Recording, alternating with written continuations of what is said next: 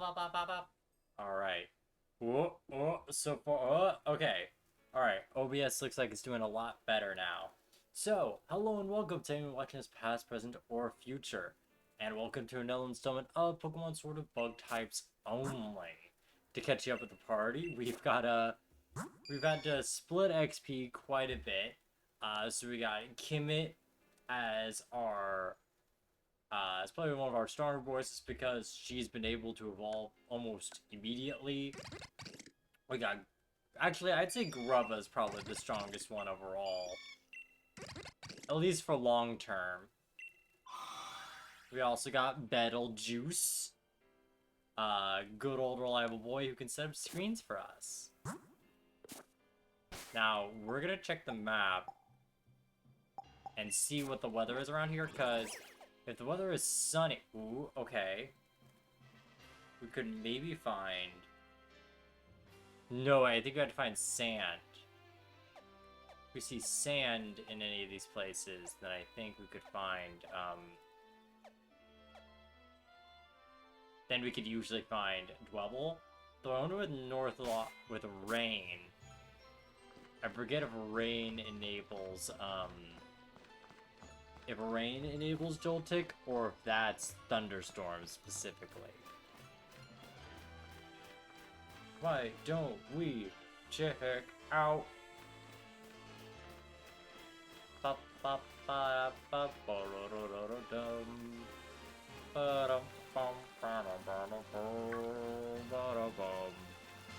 God, I saw Spiderverse today, and that is consuming my entire brain right now because, like, it's so good. And honestly, I think a big factor of why, like, this Spider-Verse movie got, like, even better than the first one is that they know it's a two-parter movie, and they can take their sweet time to set shit up without it feeling, like, obnoxious. Because I noticed in a lot of Marvel movies specifically, to get into the example of how, you know, Marvel has done a lot of sequel baiting and the like, knowing it is going to be a two-parter up front makes it, first off, a much more enjoyable experience because you know everything's not going to resolve all in the whole 2-hour movie. But, like, also it lets, like, moments like Miles, like, just seeing more time with Miles and his family and how they interact with each other just be... Oh wait, those girls? Oh, those both girls? Yo! But, like, it makes it, like, very, very nice seeing a lot more screen time with, like, Miles' family and his interactions, and, like, probably some of the best stuff in the movie, honestly, in terms of just character interactions. Oh, so choice. Or fucking... Or even just anything in Gwen's universe with watercolors and just the shit going on in there. Oh. You, I'm gonna name Gwen, because that's all on my mind, baby. I would have done that for a Joltik, but brain is consumed. Let's check out Gwen. Bop bop. Oh, a bit more defensive. That's neat. 13? Okay, so not the worst, but kind of on par with some of us that are weakest. And also it's got a bit more defense, which would probably be good for Vespiquen. It's pretty nice. That's good, we got another bug. Oh, good. But, oh my god. Spider-Verse just rots my brain so much. So much. Like, I I seriously cannot wait till you know when like there's that socially appropriate time to realize that like, oh, I could talk about this movie because people could have maybe seen it, you know? And I feel like, on day one of Spider-Verse, we haven't really reached that point. Um, so it's like I feel like I have to bottle up all my cool feelings about this movie for like maybe another week or two before I can like really voice it without, because I feel like a lot of my audience would check out Spider-Verse, you know? So it isn't like I could just be like, oh my god, guys, I'll just gush all over because I know you guys aren't gonna see it. It's like, no, I know a lot of the people who watch my content are big animation nerds, and well, or either animation or comic book nerds, so they're probably gonna check it out. But like, holy shit, like. I know it was delayed for a few weeks, but it's like good. I'm glad I had time to cook in the oven because like holy shit, it's fantastic. And apparently like the supposed release date is like March for Beyond the Spider-Verse, which is like the ending one, and I'm surprised that it would be in March supposedly. One, because that's usually a time where theaters won't pull their big power moves. Like usually they wait till the summer, or they either wait for the summer or like winter. Like end of the year as possible if they're confident it's gonna win an Oscar or be nominated for an Oscar. So like I'm kind of surprised hearing that. Excuse me. But still, I am very pleasantly surprised that is the case, because like I know like having a two-part movie is like, I was thinking like, oh, we're probably gonna have like 2 year difference. Like, no, it's next year. That's insane. I imagine the movies ideally are being like animated at the same time generally, and Spider-Verse 2 is just reasonably not as much of a priority as, you know, or Across Spider-Verse, a lot more priority than Beyond the Spider-Verse.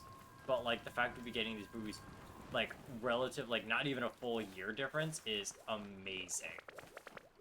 Because like I think even Deathly Hallows for Harry Potter, I think that was at least a year.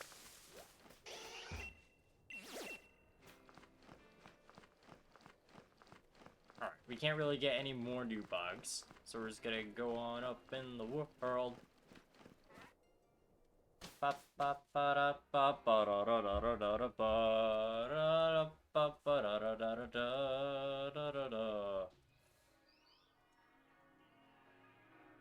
like, oh. And honestly, one thing I think Into the Spider-Verse does, or Across the Spider-Verse does so much better than Into the Spider-Verse is, one, it knows it as a platform for it to say anything it fucking wants to, which I feel like gives it, like, they know the weight they have in their hands, and they use it, because, like, with the first Spider-Verse movie, it was like, this is a really cool idea, and we're gonna have fun. It's a love letter to Spider-Man, right? It's a love letter to everything Spider-Man related, and we're gonna have fun. And Across the Spider-Verse is like, oh, okay, people like this, and there's going to be a lot of money into this movie, like, no doubt about it. And we can say anything we want, and take our time, because we got contracted for 2 movies. So with that, a lot of these sort of side Spider-Man characters have like a really good like identity to them, and like feel like they have a legitimate like role to them. And even the ones that aren't like fully used for their strengths is like, that's cool. They're literally set up for the next movie. And that's fantastic.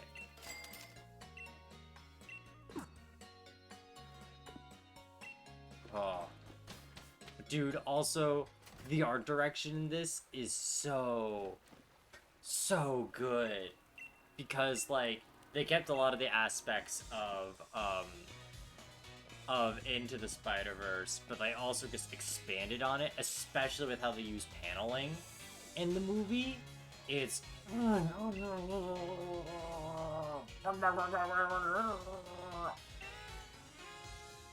am a little dog and my little chew toy. I'm a dog and you give me a new stuffed animal to stuffle and tuffle around. I am going nucking butts over it. I'm going criminally insane over Spider-Man.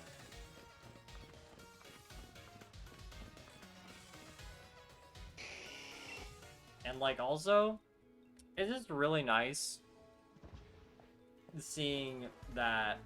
Also, the viewing experience is very nice, because I wanted to do it an opening day, specifically so I could have that experience, you know?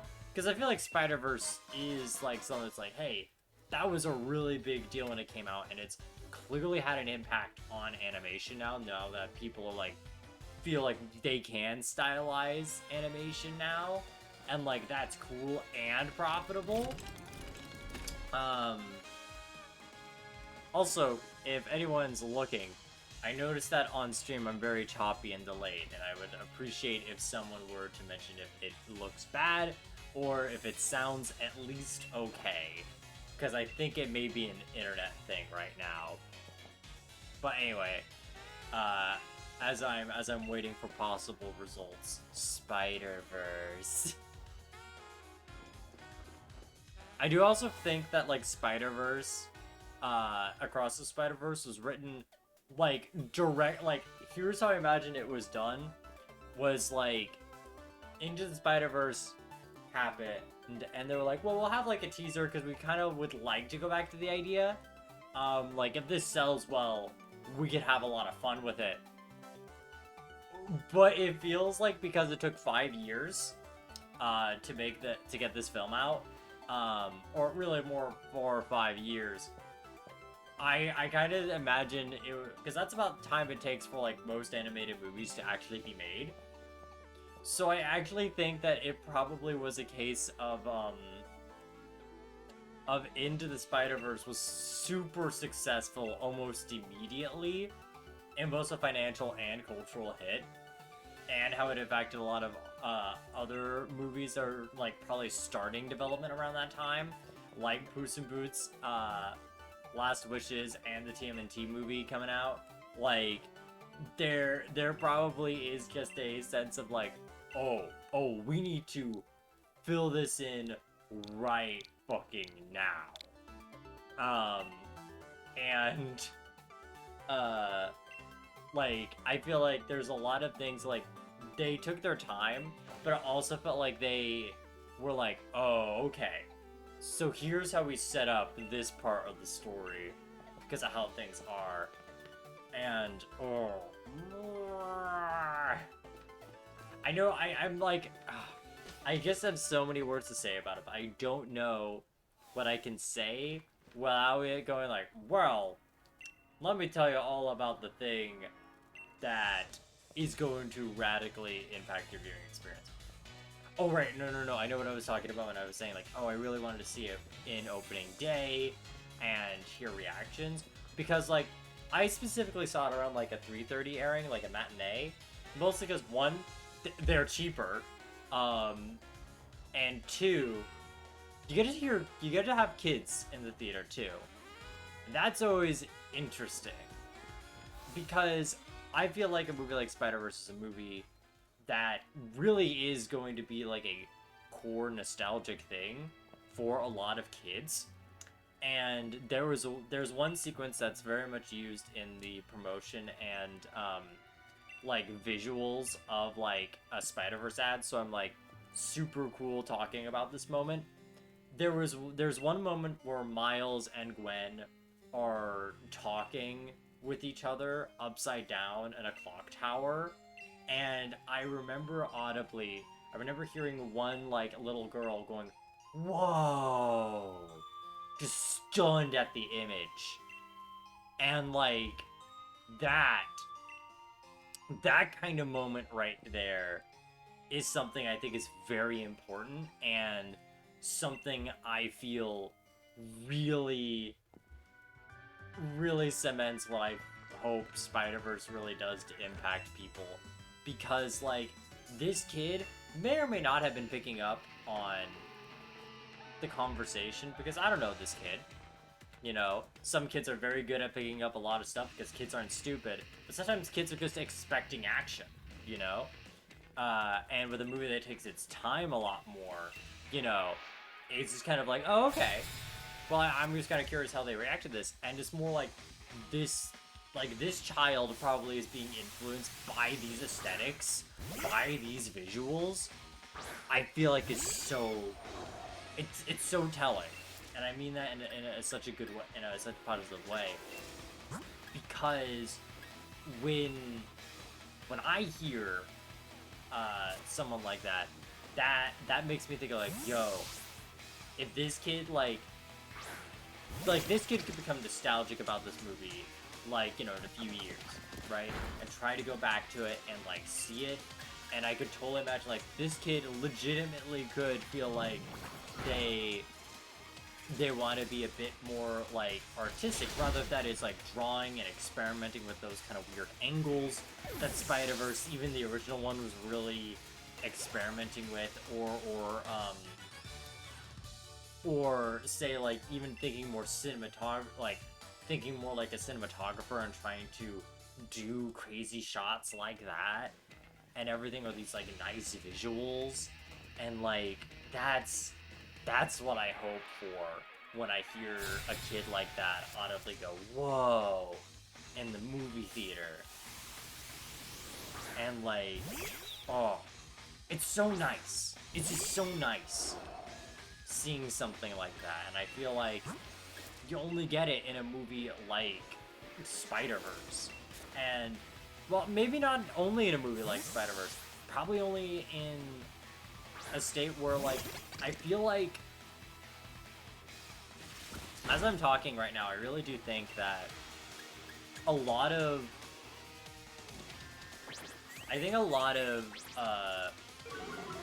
big, big superhero movies have been thinking a lot about, like, well, we need the live action stuff, because that's been working for actual decades, and then by now, for over a decade, right? Like, since 2008, that has been a consistent moneymaker to have a live action movie. And it's very easy in terms of money making, because like you just get a star or a guy you want to make a star, boom, easy, simple win, right? It's, money please, in a corporate way. But I feel like now with Spider-Verse, I really genuinely hope that there is a desire for more animated superhero movies that are for the big screen and deserve and actually are given a lot of attention, because like honestly, I think somewhere like DC could strongly benefit from like a theatrical animated movie, like rather if it is rather if it's like a Batman, because that would be a pretty safe, that would be like the same thing as Spider-Verse, of like a safe choice, or maybe a more obscure character you maybe want to make money of. Like, as long as you stylize it and put care into it, it will make money, you know? Like you slap a somewhat recognizable IP, put some care and thought into it, and go knucking butts, you're good, right? And I feel like, you know, Spider-Verse, of course, I think has like a big advantage, in the sense of Spider-Man being a very dynamic type of hero. I want to say type of hero because it is the Spider-Verse, yeah. And with that, it's very much all about movement innately, like Spider-Man is all about web slinging through the city, being a very acrobatic hero in nature. So, you know, seeing an animated movie of him makes a lot of sense, especially because then you can play around with really funky angles, like even in the first Spider-Verse movie, where Miles and Peter B. Parker are standing on a wall and talking to each other as if it is the ground, and it's like, that's genuinely really cool, and something you probably wouldn't think of when you think of two people with spider powers having a casual conversation with each other. And yeah, and like Spider-Verse is so across Spider-Verse is so much on just they use so much movement and mobility, and honestly, I really do think in a 3D art style is probably the best way to do like movement, because I'm so glad over the literally over the last few years we've had a significant improvement in 3D animation, mostly because 3D animation has been less focused on a sense of like pseudo realism, where like you'd see it in like, say, maybe not as much Toy Story, though it was kind of going for it there, but like you'd see it in like Monsters Inc., where like they go out of their way to animate each individual hair on Sully's like pelt, right?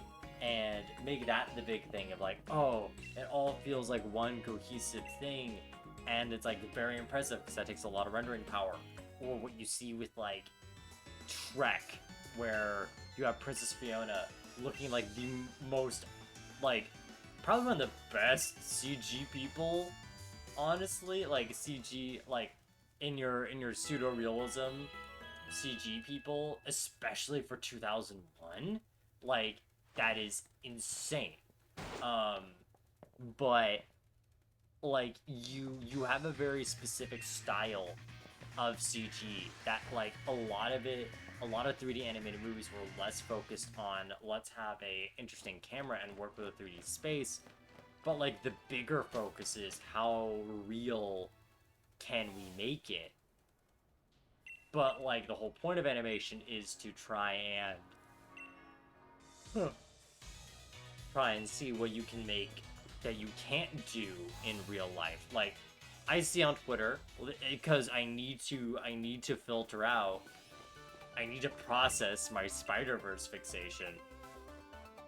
I see like apparently rumors of the idea that there's going to be a live action Miles Morales movie or something. It's like, no.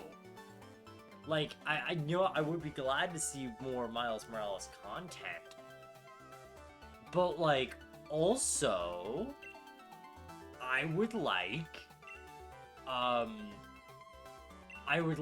his animated counterparts significantly more, because you could do so much more in animation than you ever can do in live action, just innately. And even when you go to like the crazy CG stuff, that is animation. Like even if you have like freaking Doctor Strange throwing a moon at Thanos, that's animation. Like innately. And yeah, I am just like, I'm not surprised we don't have animated superhero movies in a theatrical level, because they're really expensive. They're really expensive, they take a long time to make. You can't do the Avengers style formula at that pace. You just can't. Which is what Marvel really wants. But if you want to give a lot of care to one specific, like, you give it to one IP or something, be like, you're a little darling, go nucking. But you have an absolute game changer then. Because, like, yeah, Spider-Man is probably, by probably, I mean, it probably is hands down the most popular Marvel character. Like, I bet, like, after Avengers, people may also be like Iron Man, Captain America, maybe the Hulk, but, like, Spider-Man, there's a reason why Spider-Man specifically gets the remake, specifically has people trying to capture Spider-Man and his essence. Because, like, one, he's got the most recognizable rogues gallery out of the Marvel characters. Like, I don't think I can name one Iron Man villain or Captain America villain on top of my head. I can't really think of most Hulk villains, or storylines in the top of my head, or Thor. Like, yeah, okay, Loki, but like I can't think of anyone else. Uh, and like with Spider-Man, there's like dozens I can name at the top of my head, right? And like you see Spider-Man even in like other medias, like in like an animated series, you see him continuously get different series after series, and I do believe it is because Spider-Man innately has a charm. It has something that I think a lot of the other Marvel superheroes don't have, and it's something that a lot of Marvel superheroes try to obtain in these Marvel movies. And that is just Spider-Man is a charismatic person. He is originally an everyman, bestowed with a great power that he must use with great responsibility. And as such, as being a normal person who's trying to hide his identity, is just some guy trying his best to manage both what he feels like his responsibility and his, like, attempt to make other people's lives better, while also trying to balance the fact that he has a life that he needs to focus on as well. And that is a very endearing thing. Additionally, Spider-Man is also a charismatic and witty person. Like, regardless if it's Peter Parker or Miles Morales or whoever you want it to be, Spider-Man as a concept, as a character, is a generally friendly face. He's your friendly neighborhood Spider-Man. He is there to be a cool guy who, like, does cool quips to, like, you know, have some fun with the action and everything, and it's just good. And, you know, of course, in the Spider-Verse, you get many of those kinds of characters, and so you get to work with a lot of those different types of personalities and different aspects of wittiness. You know, like, even in the first Spider-Verse, because I can talk about that freely. It's been 5 years. I think if you want to see Spider-Verse, you can check it out very easily. But like there, you know, you had Peter B. Parker was more of like a schlub kind of humor. More like, yeah, he's more like, he's trying to help, but he's not doing a good job. You know, he's witty, but he's more witty and clever in the way of like your divorced dad is. He's like sad funny. He's got a lot of schadenfreude to him. You get like Noir, who's like very so deep in the bit. You get Spider-Ham, who's like cartoonish in nature. You get like Spider-Gwen, who's more sarcastic. Miles, who's much more dorky. Oh, thank you, these long nuts. I nailed it. I've won humor, guys. I'm glad my talk of Spider-Verse has won you over. But like, yeah, I feel like with that, there's like so much more, like innately, there's so much more you can work with Spider-Man than I say some of the others.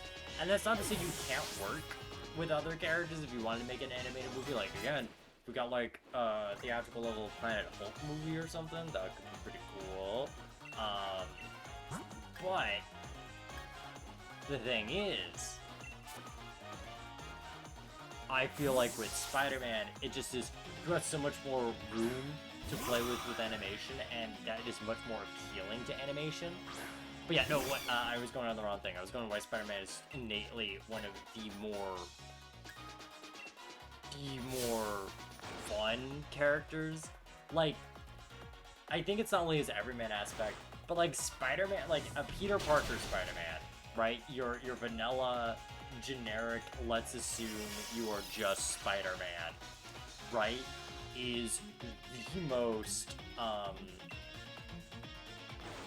again, he is just some guy, and he's a dork, and he is trying his best, and I feel like it's something strangely more relatable and grounded compared to some of the other ones, like, you know, some of your other big players in Marvel specifically are like, you know, a war hero, a billionaire alcoholic,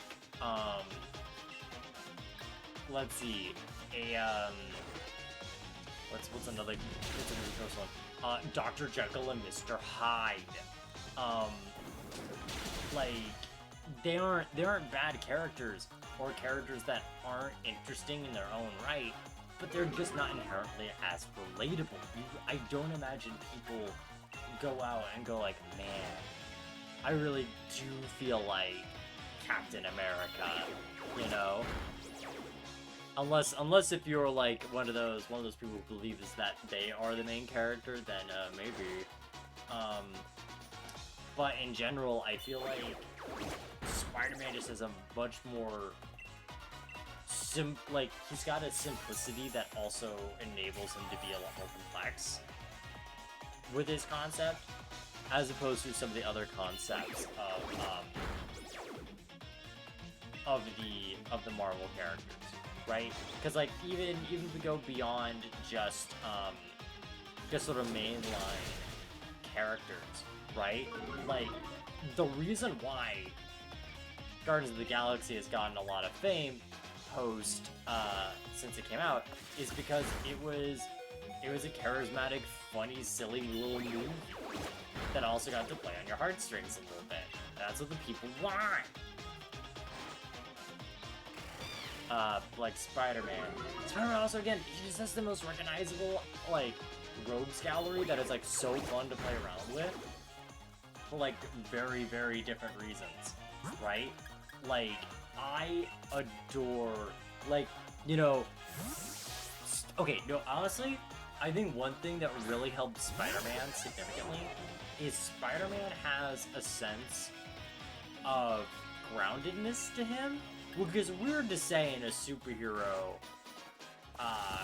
induced rant, but like, I feel like a Spider-Man in general is not like the type of person who will like save the world. They're not saving the world. They're not doing any crazy shit like the Avengers or anything. What they are doing is that they are more so, like, saving their city, saving people that they care about, saving civilians. Like, it feels a lot more grounded, and so, like, if they fuck up, it's a lot less of, like, oh no, will Peter be able to get through this one? It's like, no. We see the stakes. We see him consistently try to avoid those stakes. And did I just get? I thought I just got. Oh, that was stun spore. But like, you continuously see him attempt to like rescue people, and that is the stakes. If he fucked up, those people would be dead, and we see that. And I feel like that is so much more like interesting and has a lot more stakes to it than the world will be destroyed. Because like half the time you don't even see the people in the buildings. You know, you don't even see, like, you just see destruction. And, like, Spider-Man, the main, like, Spider-Man more focuses on trying to save as many people as he can, as opposed to, like, just beating the shit out of someone. And I think that is so much more endearing and interesting. And... yeah, and also, oh, his rogues gallery is so silly. They're so silly, but like they can also be very interesting. You know, like or Stock Doc is like your standard mad scientist who happens to have robo limbs. But then you also get like you pull him if you want something more sci-fi or like very elaborate. You pull like the Rhino or Sandman if you want a Chucklefuck villain to like rob a bank, you know?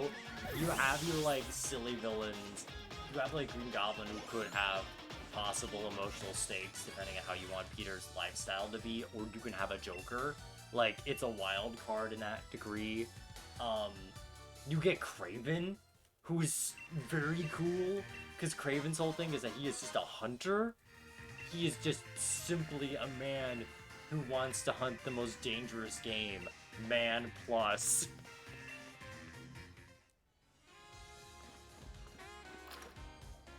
And like, oh. And yeah, much like how Spider-Man feels, despite the fact he's a superhero, he feels a lot more grounded. His villains also feel a lot more grounded, and they feel very in tune into the genre of Spider-Man, which is like a light science fiction. Especially because, like, early Spider-Man, like, the webs come from a webbing that he makes, because he's a nerd. He's an absolute dork. Let's see if we can get Sizzle Beat out here.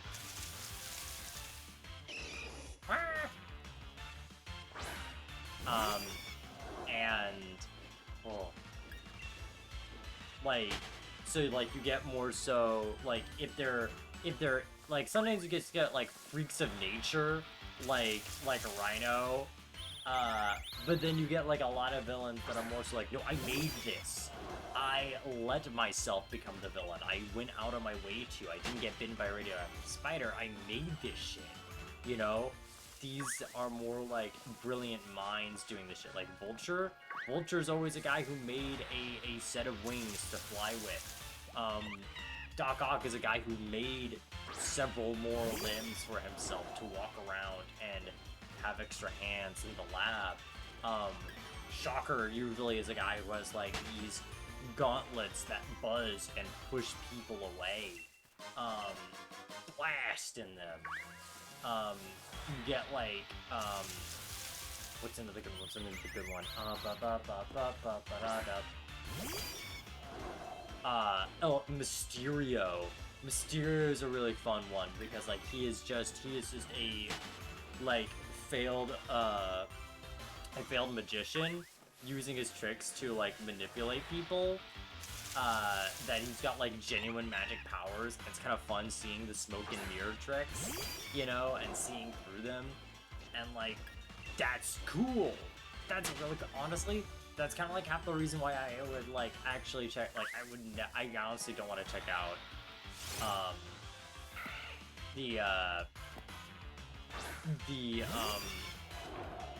I would never really want to check out Spider-Man Homecoming because that one feels too much like a Disney sitcom. And not in a good way, but like at least like Far From Home is like okay, this is at least interesting because you get to see like Spider-Man be a bit more independent, not be like dad to Iron Man, but he's also got like to deal with Mysterio, and like Mysterio is just I think a genuinely underrated Spider-Man villain that not a lot of people use. Or like, let's see, what's another good one? Scorpion's wacky because he's just tail acid. Electro is like a standard electric man. You know, he's got electric powers. I think like Electro's like one of the more crazy and out there, like power sets for Spider-Man in his typical rogues gallery. Because, like, yeah, I think I like Electro and Sandman are, like, the weird outliers. Because they just have elemental abilities, and that's just weird for Spider-Man. But, like, it also doesn't feel too out of place. Especially when these people are, again, glorified bank robbers.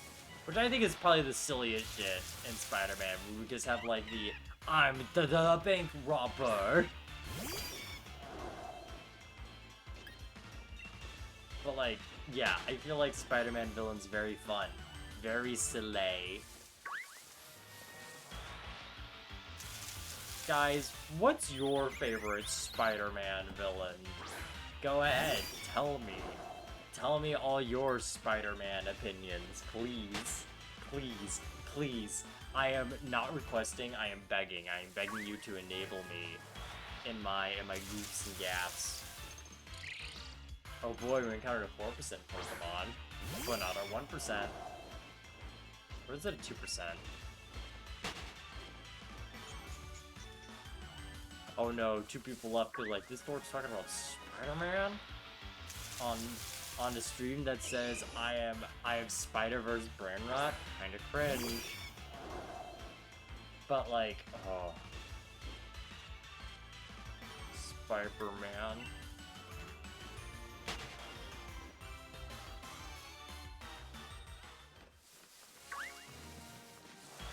Dude, and also, spoiler alert, the Spider-Verse has, 2099, Spider-Man in it, which I only know from Shattered Dimensions.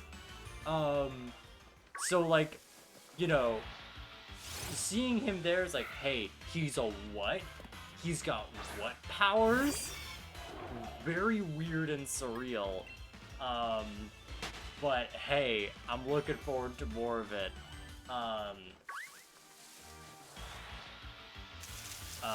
But like, honestly, another thing I love about Spider-Man is the fact that, again, people have tried to tell the story in so many different ways that there are, like, again, way before Spider-Verse happened, like when I was a kid, Shattered Dimensions came out, which was like I think it was for like the PS3 or like Xbox 360 era, where essentially you play as like Spider-Man, and Mysterio has like fucked around with an ancient tablet, and you must get the tablet as like different versions of Spider-Man, and that's like where I first saw like Spider-Man Noir, Spider-Man 299, and it had like each one of the Spider-Man were like voiced by different people who voiced Spider-Man before. Noir was voiced by the 90s Spider-Man voice actor. Ultimate, which was the symbiote Spider-Man, was voiced by Josh Keaton, who was Spectacular Spider-Man and one of the best Spider-Men. The default Spider-Man was voiced by Neil Patrick Harris, because he voiced him in that CG cartoon from like 2000 that no one remembers, but I vaguely do, because I think my dad, for some reason, had a VHS of it, and I only have the foggiest memory of finding it, I think, after, or very soon, when we're getting rid of the family VHS, so there's that. And I forget what, I think Miguel was voiced by, I think he was voiced by the original, like, 60s Spider-Man, which is just really cool to see, like, that kind of, like, genuine love for Spider-Man and, like, having the different takes for the villains. And I honestly wouldn't be surprised if it was, like, a motivating factor to do Into the Spider-Verse.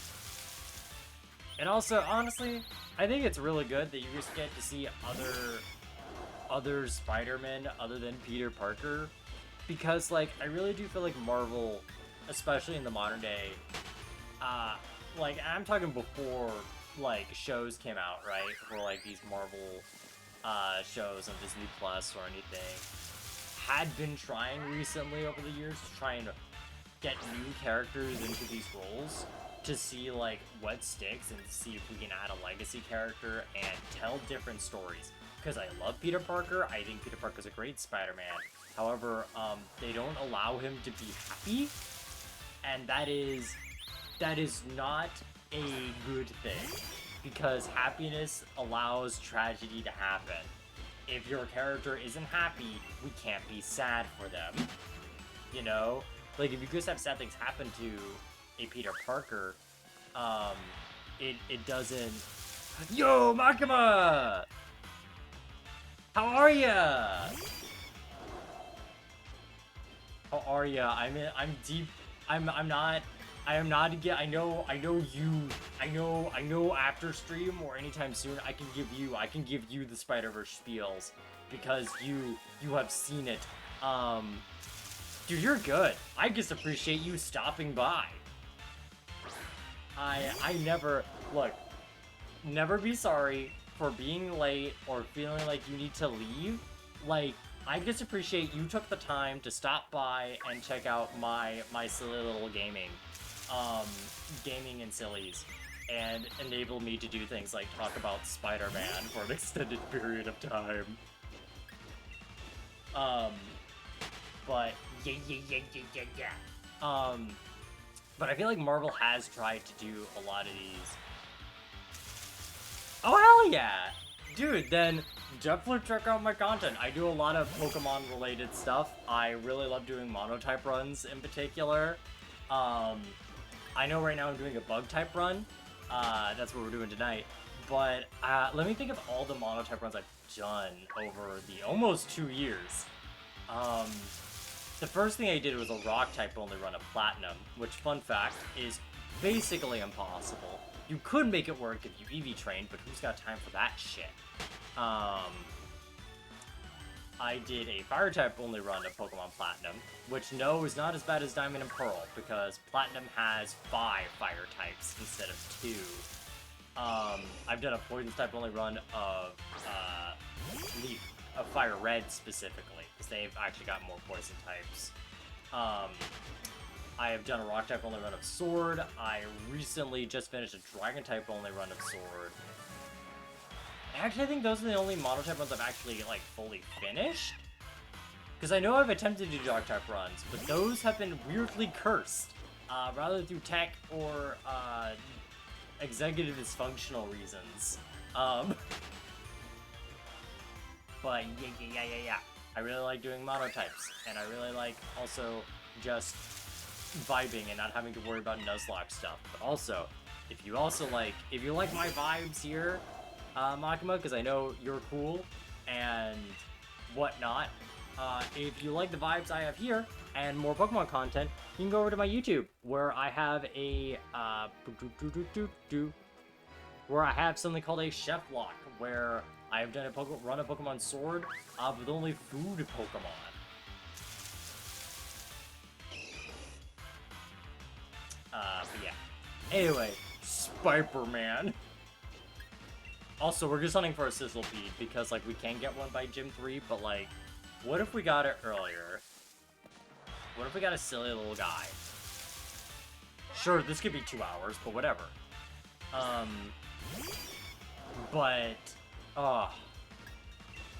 Like, okay, what I was talking about. I was talking about, the fact that I noticed Marvel has tried to do a lot of attempts to try and make,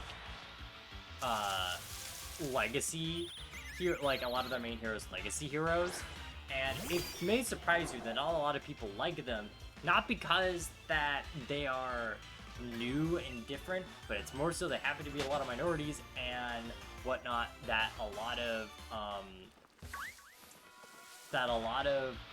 what I would call poo-poo heads, poo-poo head bigots, go, I don't like that, and are very vocal about it. So then Marvel goes, oh, that's too whiskey. We can't have it. Unless you have, like, a big success like Miles Morales or Miss Marvel, who is just better than Captain Marvel in a lot of ways. Because, like, one, there's a very, very adorable Miss Marvel run that I adore the art style of. She's got a much more interesting power set of being stretchy and, like, more like Mr. Fantastic, but, like, also has, like, the same appeal of, like, Spider-Man, of a young teen just being a bit of a goofball and is just trying their best to be hero. You get Sizzlepede just after Hammerlock, right? You actually, there are 2 places you can get Sizzlepede, and it is specifically on this route with a 1% chance, or you can wait till you go to the Monostoke Gym and get a guaranteed one. But I just kind of want to see if I could get the 1% here and see if we could just dunk Milo more than usual. But you may be thinking of, I do think one of Gigantamax Sizzlepede, Centiskorch's raid is near Hammerlock. But I also don't blame you if you thought it would be around Hammerlock. But no, it's near Motostoke because that's where it's found. Source, it found here. Fun fact, Clink is only a 4% chance.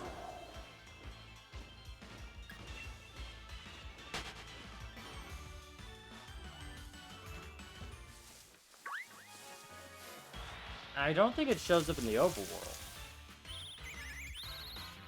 Come on. 3, not E. Show me Route 3. Yep, they're only in the grass. Oh, actually, their spiny gears are 9%. I don't know if I was remembering it wrong, but I swear I've caught one there before. Maybe. Let me double check. As we grind for this 1%. Fun fact: last time I did a 1% search, that took 2 hours to find a CDOT, and I went to a massive rant about how America was never actually good.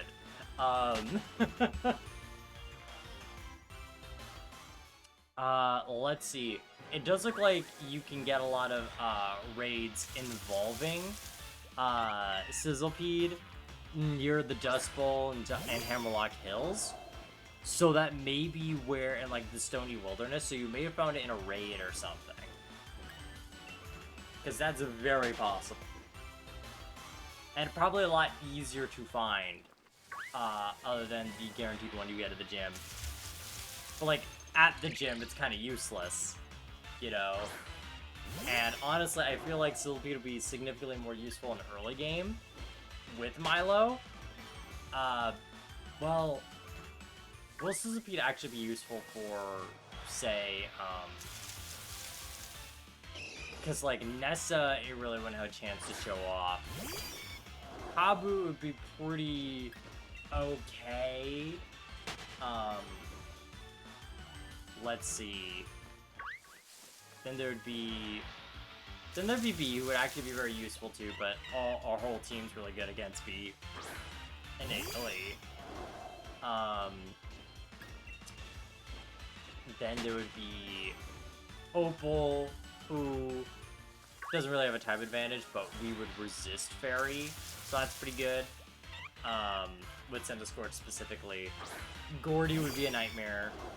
Then you'd get Dark type, where everyone would be really good. And Rhydon's kind of, well, I'm still gonna invest in it, but I don't know how good it actually would be.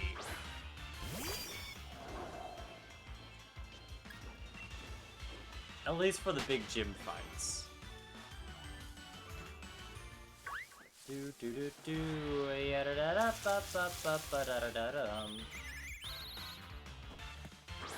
But yeah, Spider-Man,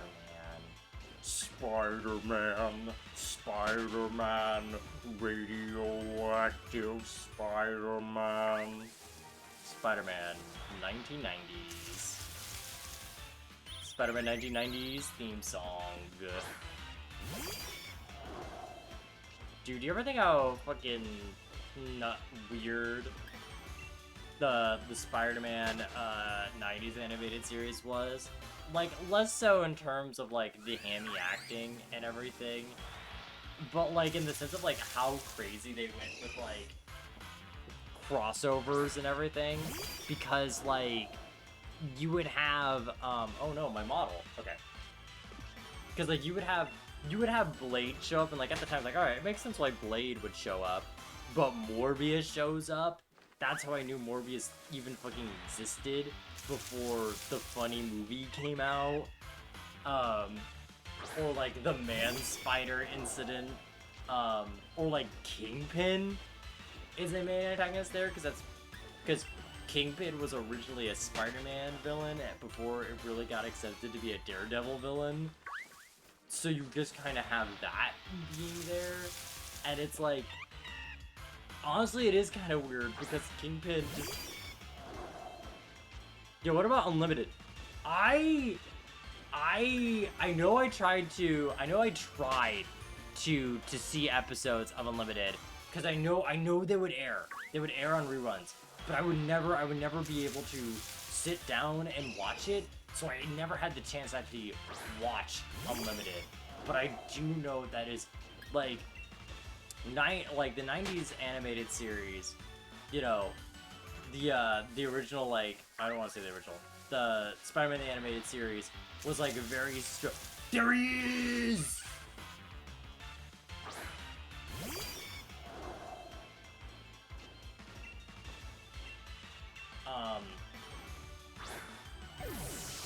The boy! It didn't take us 2 hours!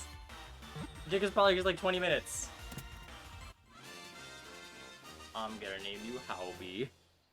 Because punk rock Spider-Man.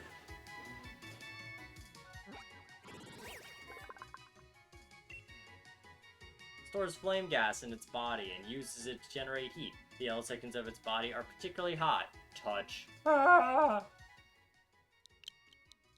Howby.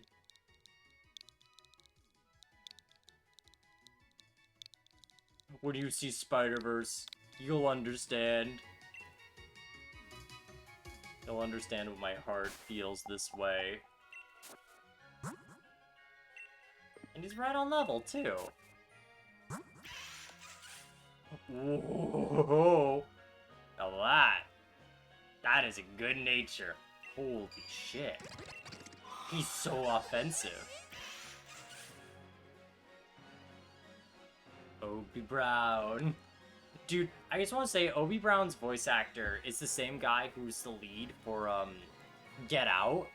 And I remember when I was young, and Black Mirror was, like, kind of a new thing for like, the West. And, like, was in Netflix. Yeah!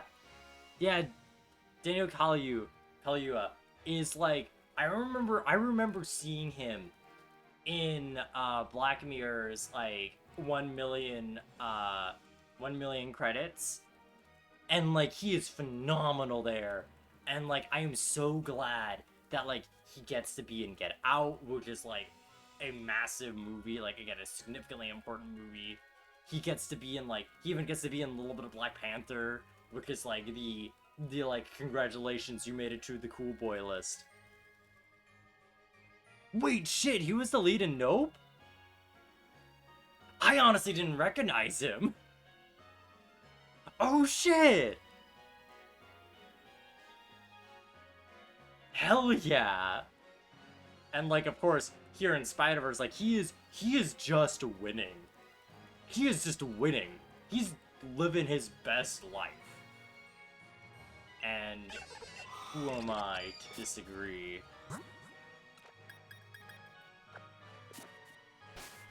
He's playing a very different character. Very clearly socially anxious and out of touch also. You know what? That makes a lot of sense. You see, I may be very neurodivergent, but that does not always mean I pick up on other people being neurodivergent till people say and go like, this makes total sense, actually, yes.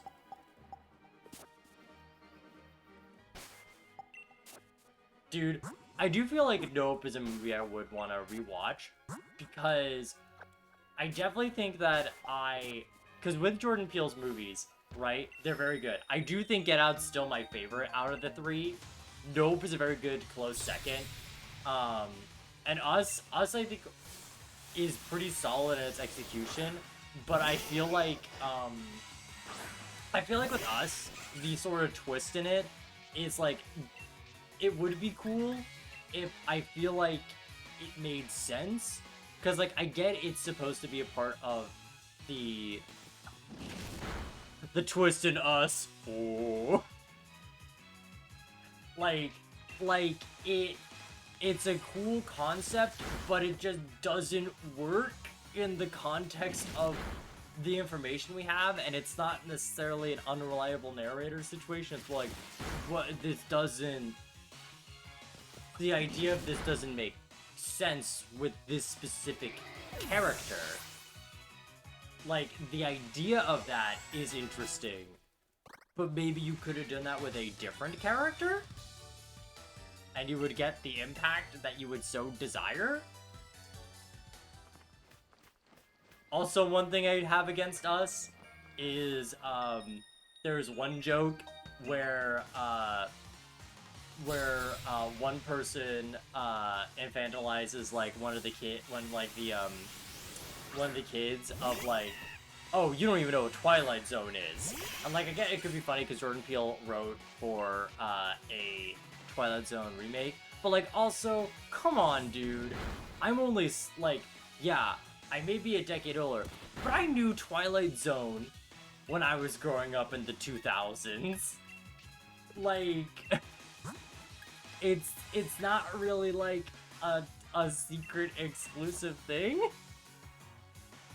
And, like, even then, honestly, hot take, especially because I mentioned Black Mirror earlier, fucking Twilight Zone is so funny, because, like, Twilight Zone has such a funny roulette, because with Twilight Zone, you don't know if you're, like, say if you're watching on streaming services, you will be like, oh, okay, I'll pick and choose which episode I want, right? But I want you to imagine you're there in 1961, and it's the next, and this week there's a new episode of the Twilight Zone, and you don't know if you're getting, like, a biting commentary of the times of living through the Cold War, the horrors of war. Wouldn't it be fucked up if? No, wait. Like the horrors of war, commentary on the Cold War, someone just suffering? Or wouldn't it be really silly if this guy just had the strength of 3,000 men? And it's a comedy.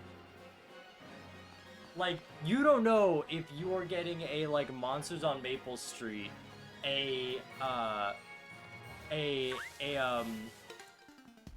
or if you're getting a Monsters of Maple Street, if you're getting a How to Serve Man, or if you're getting a Mr. Dingle the Strong.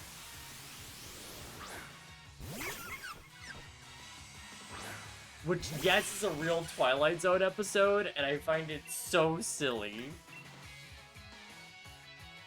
Or, like, say for other, like, silly Twilight Zone episodes, what if there's this guy who really likes gambling, and, he's got a wholesome best friend who suddenly gets psychic powers and enables him to cheat good in gambling, and he uses it to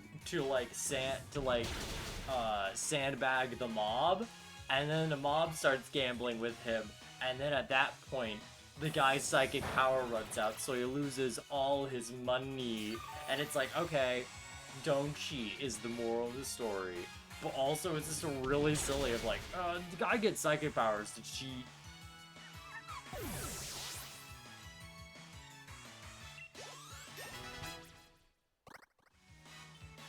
And I don't know. I think it's a very fun, like, roulette of like, what kind of episode are we doing today? Wouldn't you like to know?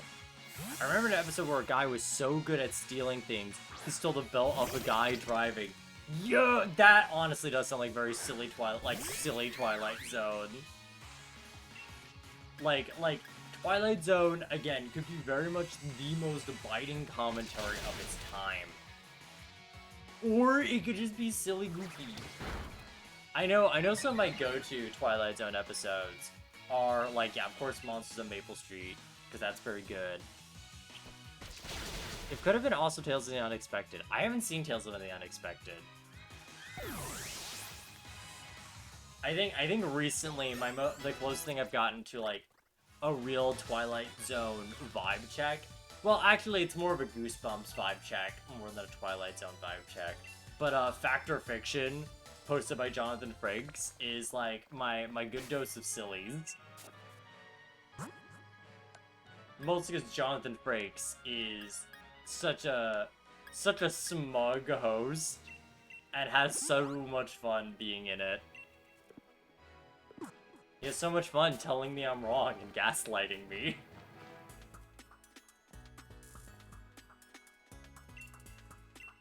He has so much fun telling me I'm wrong. It never happened. It was a complete fabrication. Gotcha. It's a complete work of fiction. A writer made it up.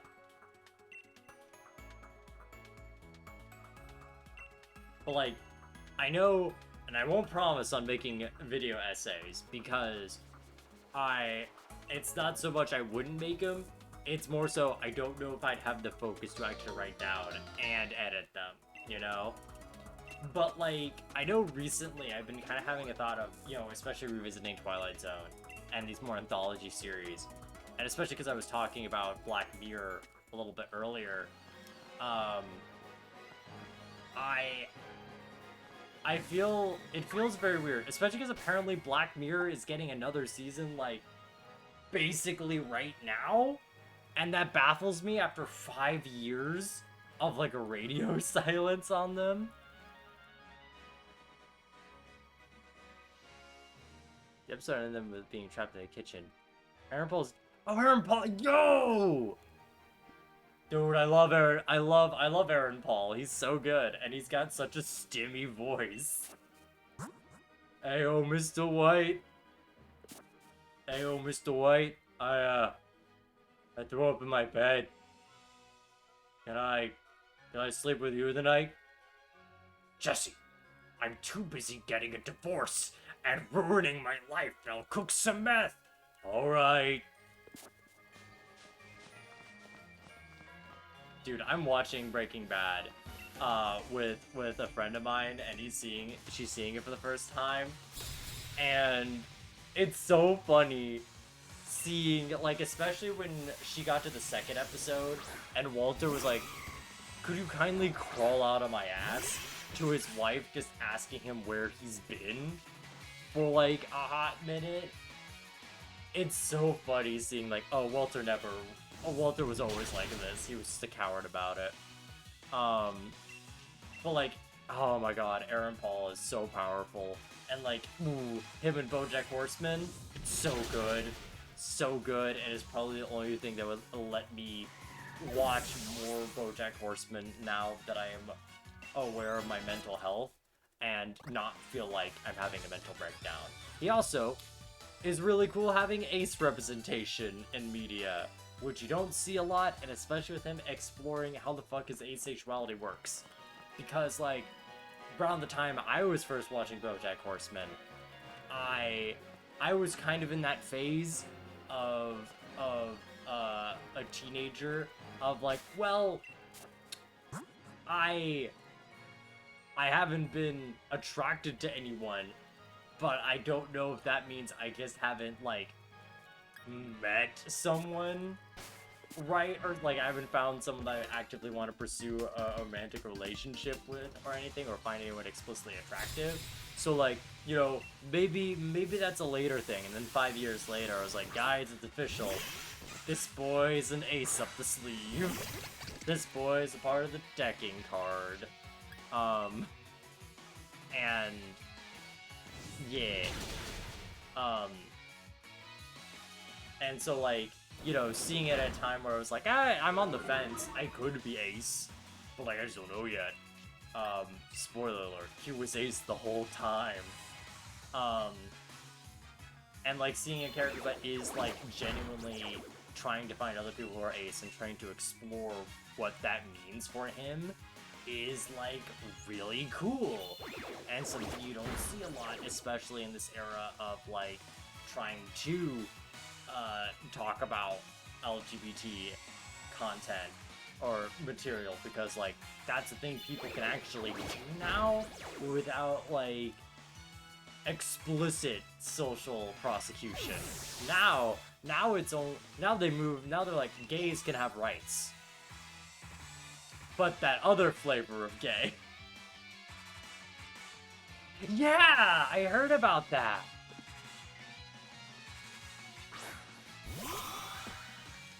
Yeah. You see, her and Gwenpool and Deadpool can have the fun dynamic of the very pansexual horny loose cannon, and Gwenpool being the very horny sober designated driver. A very powerful dynamic. Also, I haven't checked out much of Gwenpool stuff, but like Gwenpool has probably the cutest like artwork I have seen, especially with like how her hair is styled and has like little pink highlights at the tips. Like, it's very cute.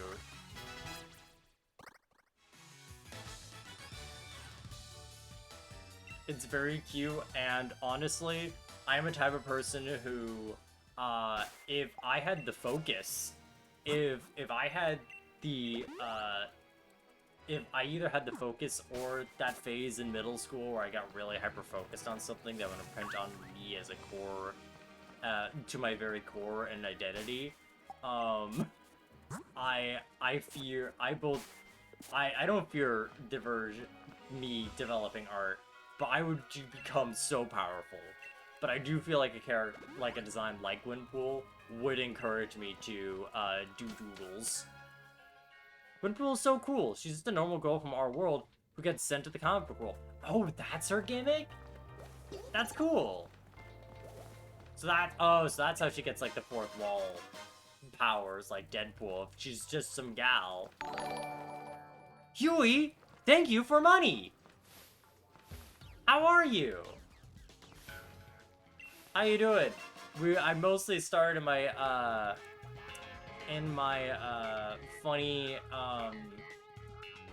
Spiderverse Brainrot because I saw the new Spiderverse movie today and it's consuming my entire brain.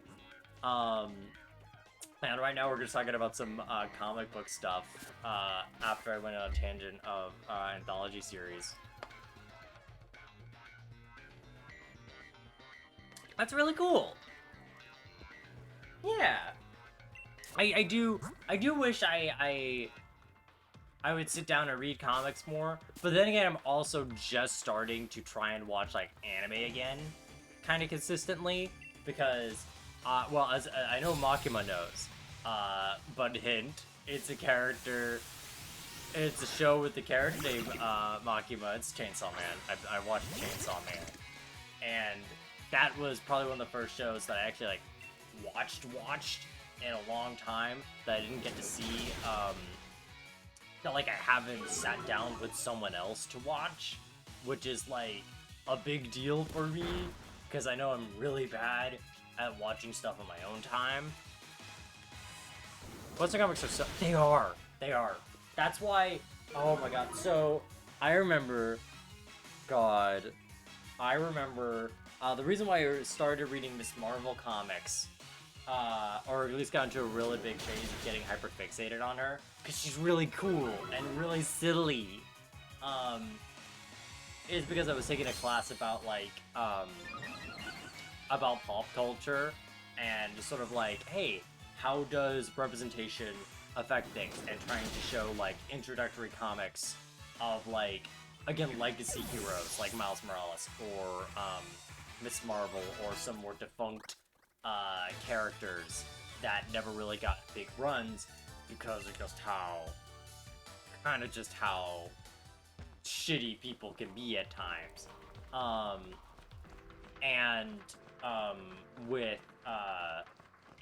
With Miss Marvel's run, and she showed us an app called ComX, which, unbeknownst to me, was an app that I did use when I first got into a DC phase to read some like Green Lantern comics. But here's the thing about ComX. ComX will make you pay per chapter, and it's like $2 or $3 per chapter. It's pretty crazy. But then by the time I was in school, they changed it a bit, where comics would allow some chapters or some things to be free. Like my cravat will be free. No, that's my cape. Cravat.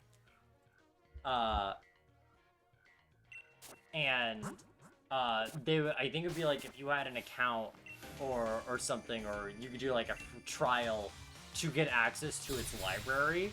And you would think if you get a subscription to access the entirety of Comics library, you think, oh, does this mean I get to read all these comics for free like I would if I was, say, paying a Netflix subscription and be able to see all your shows for free? Instead, it was like, you can see, like, 3 volumes, like, the equivalent of, like, 3 hardcover books of these comics worth, but then you have to pay. And I was so flabbergasted at this, because, like, if I wanted to read Marvel stuff, like, I wanted to get fixated in, or, like, DC stuff that I wanted to invest in and get fixated in, I would have to spend so much money when I am already spending money to even check out this library. And, like, sure, I can read Hellboy for free, which I probably should have read, but oopsie doopsie, that wasn't what my brain wanted to read at the time. And it's like, that would be like if Netflix was like, hey, you get to, if you pay our subscription, you can watch all our Netflix exclusive shows, but anything that we have afterwards, you need to pay like $2 an episode, as if it's like iTunes. And it's like, why? But then again, I remembered, oh, it's owned by Amazon. It makes total sense now why they're like that. And I'm not surprised in retrospect that that specific one that I used to use as a younger boy got bought out by Amazon, because of course they wanted to be sellouts. But no, I understand that what, like, yeah, that's like the biggest thing I hear about Western comics.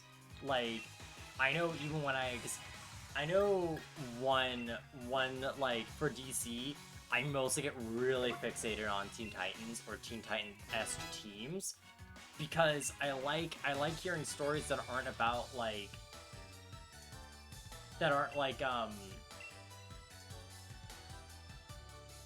where's my brain? My brain? Where are you? Wait. Oh, I found my brain! Oh no, what's that? There's a worm in my brain! No! Alright, he gets to work. I unsummoned him. But I do find, like, frick. Ooh.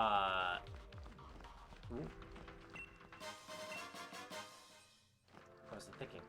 Oh, like, sort of, like, Teen Titans or Young Justice teams are just so much more interesting because they're about characters that aren't the big players. Because I think, honestly, if you have stories always about the big players, that gets real boring real fast. But, like, if you have more, like, the underdog, like, innate underdogs, and, like, C to D, like, B to D-list heroes, you get some really wacky and interesting, like, team comps and stories you get to tell, especially if it's under the theme of expectations. Oh, hey, I would absolutely adore if you want to send any, like, recommended reading. I would totally love to check it out. Especially because I bet Spiderverse has gotten a significant amount of content post Spiderverse. You know, because I don't know, it's like only one of the most profitable things they've gotten out in a hot minute. Like you know when Spider-Verse is so successful that even the MCU starts even the MCU starts trying to copy paste you. Cause let me tell you, I highly doubt No Way Home was planned before Spider-Verse made the insane amount of money it did. I feel like that was like a guys, we have to get Tobey Maguire and Andrew Garfield right fucking now. Oh, pre-movie stuff. Interesting. I do know out of the Spider-Verse cast, I have read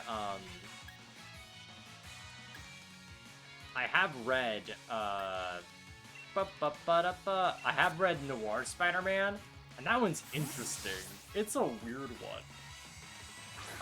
those things to know in Spider-Man Noir.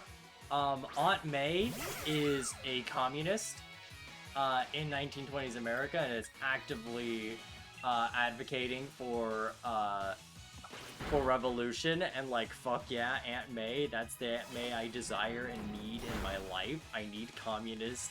I need to believe that every Aunt May is just communist, or at the very least socialist, you know? Because Aunt May cares about basic human rights, and also Aunt May is also like 60 or 70 years old. So it's not like, so it's like, hey, she's like super based, and she understands that like the working class gets fucked over. Like, that's really cool. And also, the Vulture in that is a cannibal, but I knew that because I played Shattered Dimensions, Harry Osborn, Norman Osborn is a mob boss because it's a noir. And he sends the Vulture to eat Uncle Ben. So there's that. And that's why when I saw like the image of the Vulture that does show up in Spiderverse, in like a trailer image, I thought they were like, are they getting Cannibal Vulture? They didn't get Cannibal Vulture. I'm sorry to disappoint viewers at home who haven't seen Across the Spider-Verse yet.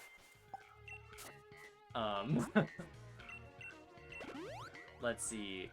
Oh, there's 3 Spider-Verse events? Yo! Oh, one of the... Okay, it makes sense that some came after the comic, but one of them was before. That's interesting. Like, not surprising, but that's really cool to know. Because I genuinely thought that, like, it's not unheard of the idea of a cross-dimensional crossover thing happening in a Marvel comic. Like, that is super standard for, like, if you want a big event. But, I also guess that's probably where you got some of the weird Spider-Man to begin with. Man, I can't believe the Clone Saga was secretly just a Spiderverse experiment.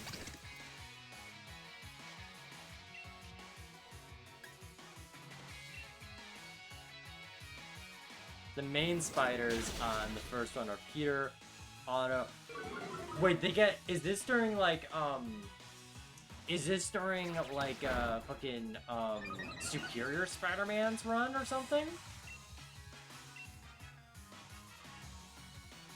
Because if you don't know, Superior Spider-Man is... Now, I have not, when I tried to get into Superior Spider-Man, I wasn't fully in the mindset, but I definitely do think it's an interesting premise. I do get why, like, a lot of comic book fans are like, this.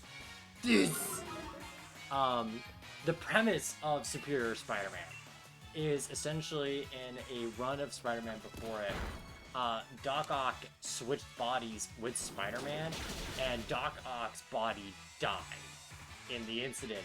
So Dr. Octavius just has to be Peter Parker. And at first he's like big flexing of like, dude, I get to be Spider-Man. I get to be Peter Parker. I get to have a hot girlfriend. I get to be the strongest man in New York. Like, I am so powerful. And then it's like, oh fuck. I realize people don't like me unless I am actively likable and not just what's the techno phrase for this? An asshole.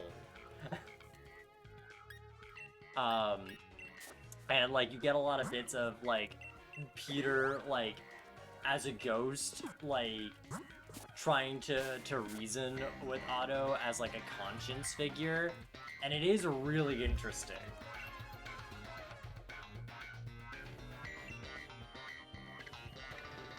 And also, especially for a Spider-Verse thing, that definitely sounds like something that is very outlandish and something that could introduce that run to people. Because, yeah, it's such a strange thing of, like, yeah, one of the bad guys just has to pretend to be Peter Parker for, like, the rest of his life. And, like, it's such a spicy concept. And also has the classic redemption arc style.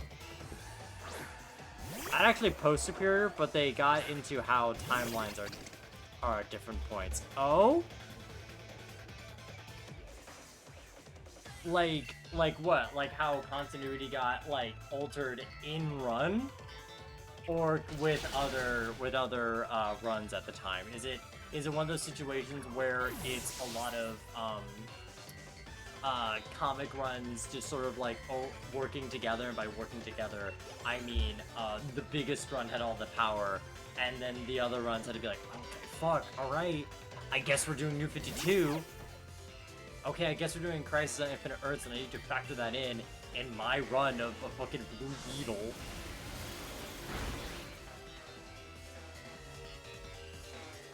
But speaking of, I'm so glad Blue Beetle's getting a movie. And it looks decent. Because, like, oh, Blue Beetle. Blue Beetle's is a very cool, because, like, I always like him for that Teen Titans-esque vibe check, but I also love that he's starting his own movie. And especially because the concept of him is that he's got, like, an alien scarab on his back that's basically a weapon. Like a planet-destroying weapon that uses a hose to fuck shit up. And,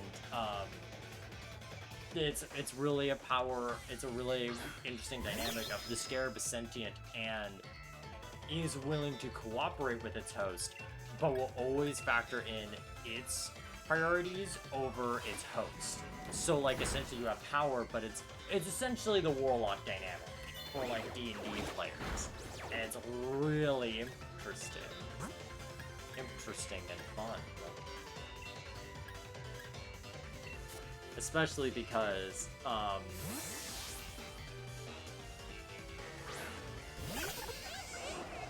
especially with, fuck, my brain. My brain! What am I thinking? No head.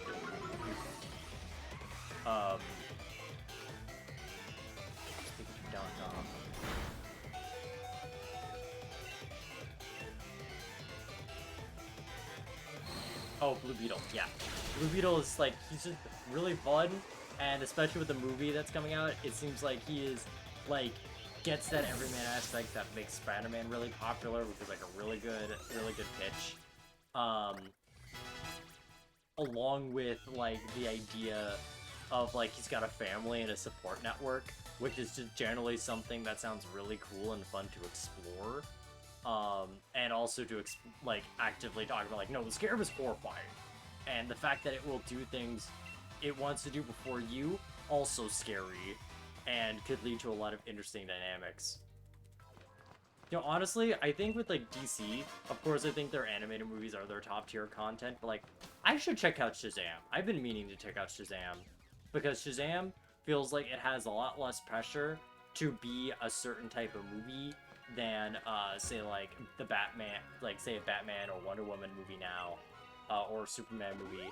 Because, like, it's Shazam.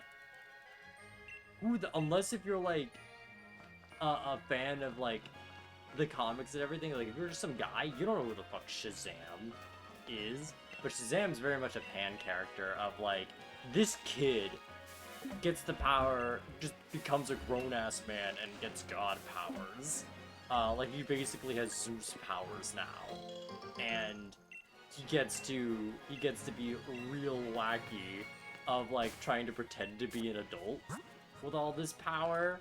And, like, that's really fun and really quirky. Like, when I was watching Young Justice, I really loved seeing Bobby trying to be like, hello, yes, I am the adult figure. And everyone in the Justice League knows he's a child, except, like, anyone else. So it's like, yeah, we wouldn't tell people that we have a child. The Captain? No, he's gotta be Shazam. Like, I get you have a lot of the Wonder Kids that get to be Shazam, but, like, The captain just sounds so boring.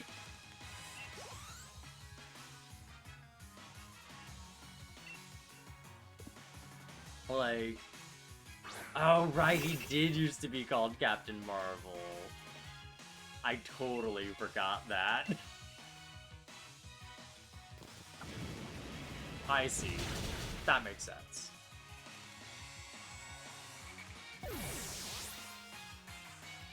You see, it was actually a big marketing ploy because they wanted them to be like, look, it's us, Marvel.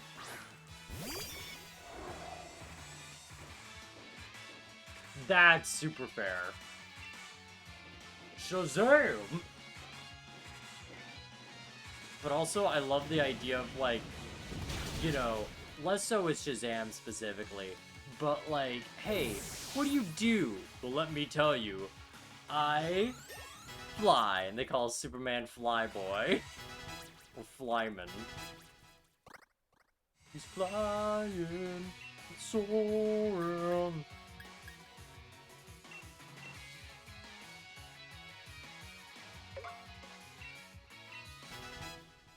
Also, I know, like, and Shazam got a sequel movie, which probably seems pretty fun, because, again, the premise, but, like, City Boy! Okay, but City Boy sounds fun. City Boy evokes a very, like, roguish, wacky individual that sounds really fun to, like, experiment with. He can, like, completely control the city he lives in. Yo!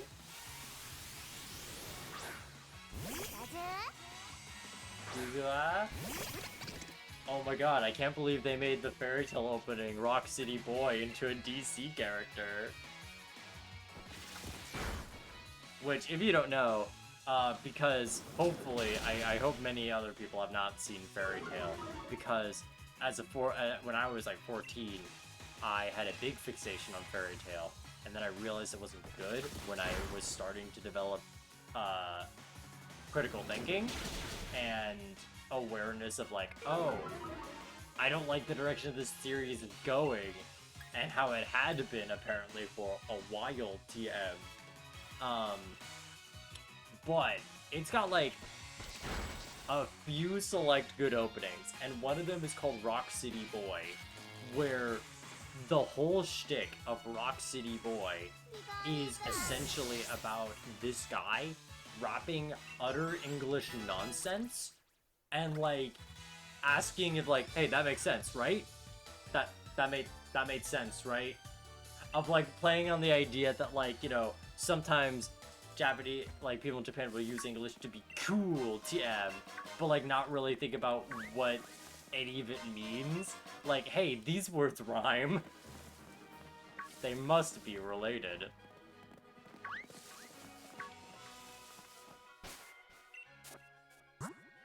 Yeah, yeah, yeah! Rock City boy, boy, boy, boy!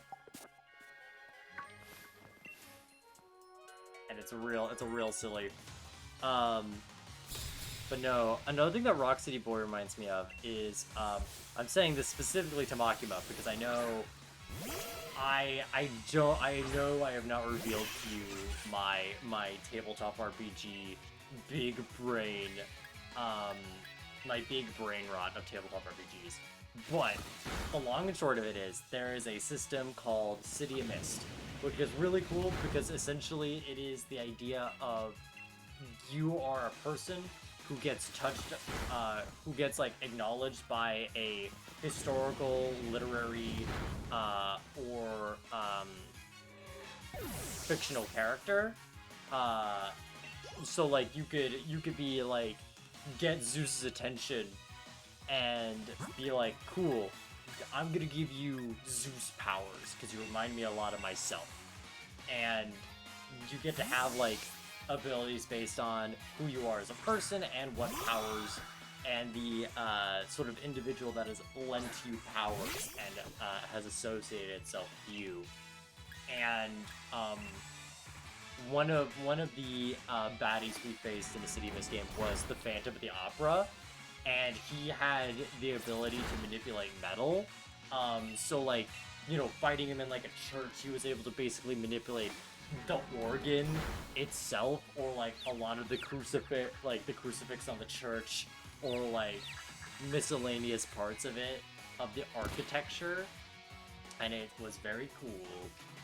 Also, Citymus is just a very cool system because it's not an action game, despite the fact that over the course of 2 years, we treated it as such. But we're doing another campaign starting soon, where it is more grounded and actually what it's supposed to be, a mystery campaign.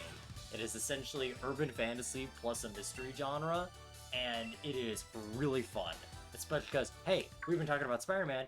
A big appeal that it has is the sense of balancing your sort of fantasy life with your superpowers and the more mundane life that you have. Because the way how the superpower system works is less so like, oh, you're really cool because you have all these powers. One, only people who are like you notice that you have powers. So like, say if you had the mythos of like what would be a good one, of like Faust, right? You made a deal and you have sorcery, right? Or Merlin would be more applicable. Let's say your mythos is Merlin. You had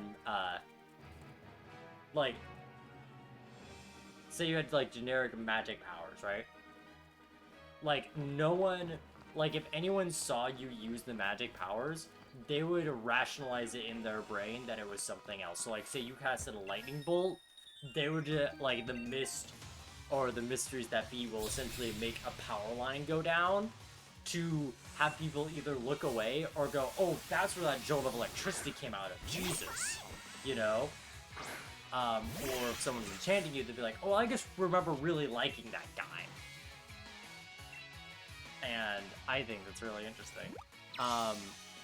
But like, the idea of if you get more powers, you essentially become more and more like the character or entity that you are getting the powers from, till you reach a point of the avatar where you essentially have melded with the concept of this character with what you want, and sort of make your own version of this character that would become what would be going around and picking people to get like your mythos, because you are essentially that character. You are the Little Mermaid, yeah. But in doing so, you sacrifice your Logos abilities, which is essentially your more mundane stuff, which determine like your personality, which can determine things like your earthly possessions, your relationships, something as like trauma, like a routine, something like a skill you train in, or something like things that will deteriorate over time because you're not focusing on them. You're not having a normal person's life. You are just living out this story and interacting with other people's stories. And I just think it's a really neat system, and it makes it that if you do decide to go into the fantasy, it's like kind of spooky because you're sort of, in a sense, losing who you are and what made you you, and instead just embracing someone else's life. Smiley face.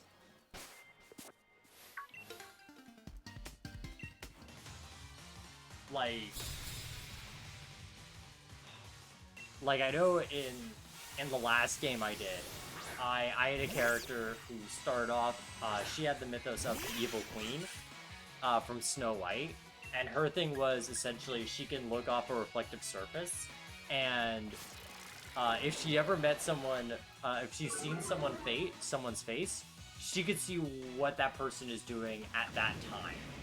So like, in a mystery, it provides a very interesting perspective. It's not like what is going to happen or what has happened for clues. It's more, what is like if someone was kidnapped, right?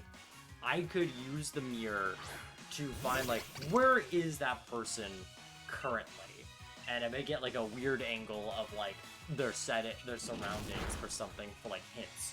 or like if I want, she was specifically a like private investigator who would like dig up dirt on people. So it'd be like, say if someone thinks like, oh, is this person actually cheating on their husband? Let me see.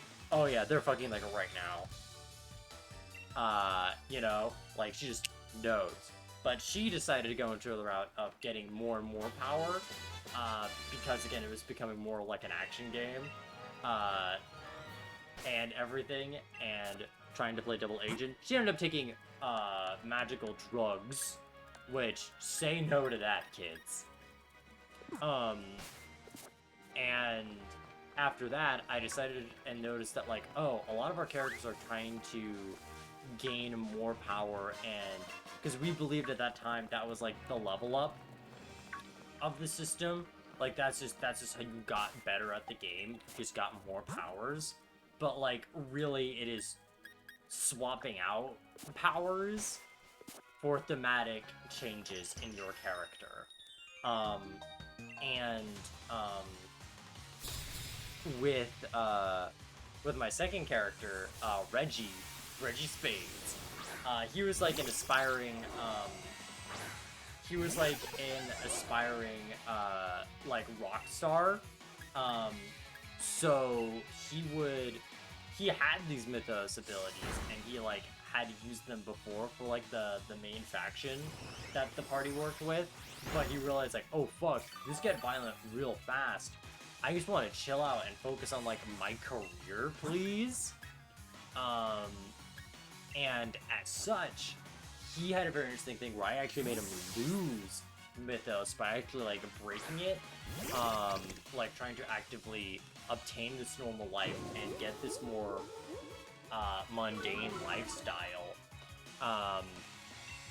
but at the cost, you know, making him weaker and making him very difficult in like social situations, and him trying to have a better life and managing these more like mundane things, like him discovering, oops, he's bi because he finds out guys are an option now, and having like a romantic like conflict of, do I go with the like goth girl that kissed me one time drunk at a party, or do I go with this other goth guy,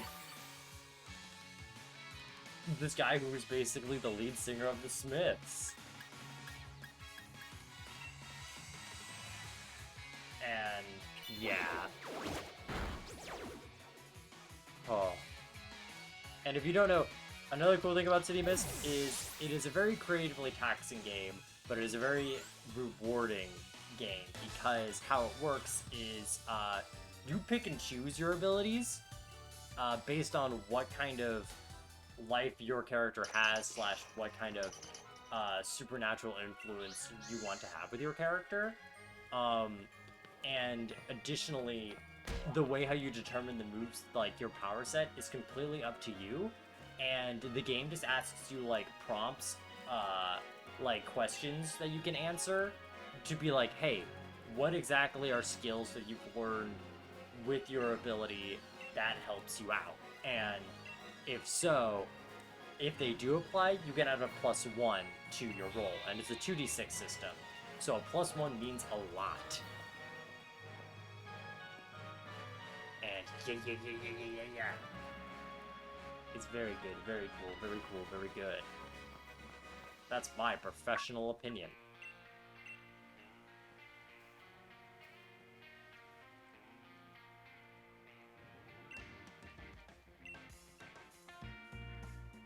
Do. Ba-da-bum bum bum. Sweet Caroline, bum bum bum. Slowly I am melting down. Oh no.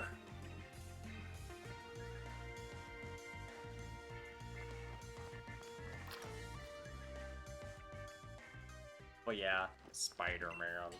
Radioactive Spider-Man.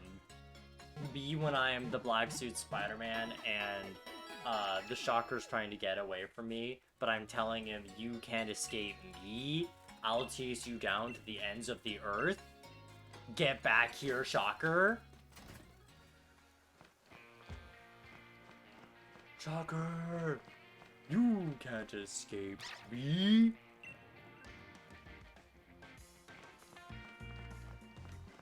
This is some absolute sillies in my billies.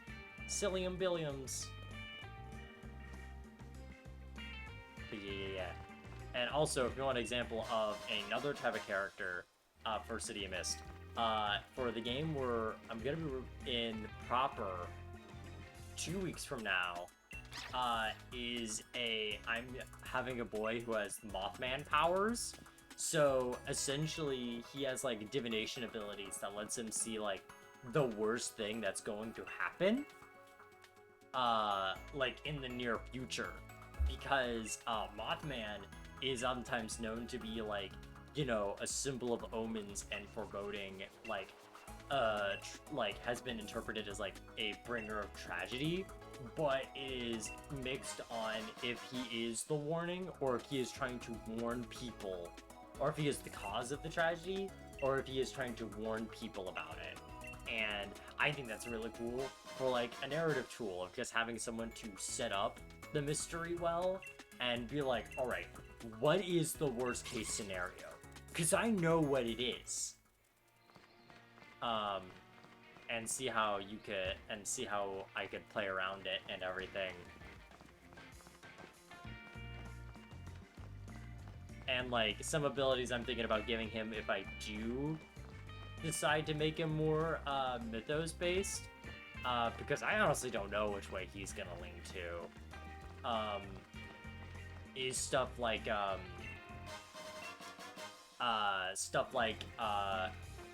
giving him an ability where he can't be seen by cameras, like the Mothman, which I think is just my optimal sillies. I cannot contain the silliness. Also, we're gonna go all the way for payback, not payback, brutal swing. Even though I don't think we're gonna get brutal swing, but I want to get a funny TM. I want to find the funny TM.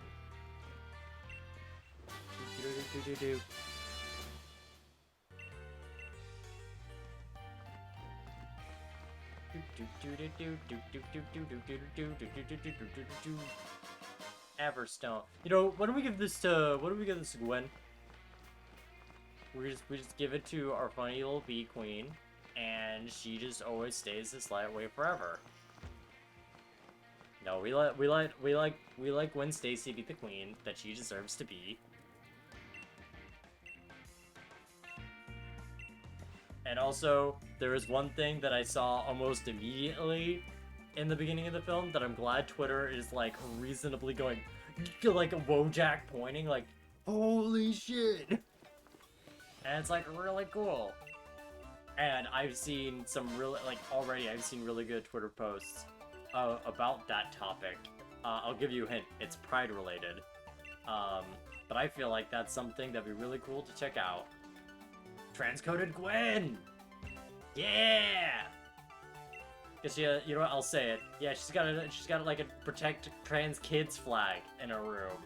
And she also has scenes where the lighting is, you've heard of bi lighting. Get ready for trans lighting. When I say it like trans lighting, it makes it sound like I'm saying gaslighting, but it's with trans people. What do you mean? What do you mean? I was never a girl. You're crazy.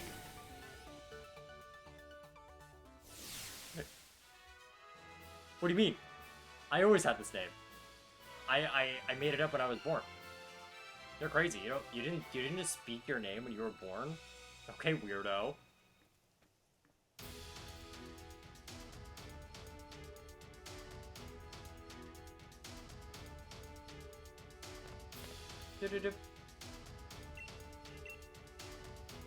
But yeah. I've only been using Gwen in Fortnite because of this movie. Like, without trying to say anything about the movie in actuality, because again, I would like people to experience it proper, and give people time to actually like plan to see the movie if they haven't already. Because I understand literally the first day it's out. You may just not have that kind of time yet. But like, oh, like Gwen in the first movie was like, oh, that was really cool. We had like Gwen Stacy Spider-Man. That's really cool, you know? Like, oh, I'm glad we have that. Then this movie, it's like, oh, Spider-Gwen, good. Also, you get to see the silliest discourse I have ever fucking seen on Twitter, because Gwen Stacy is like becoming such a big thing right now, with her being a fantastically written character. People going like, her name actually isn't Spider-Gwen, and it's like, you're right, it's Spider-Woman. Actually, it's Ghost Spider, and it's like, not in this, not here. Cool idea, not here though.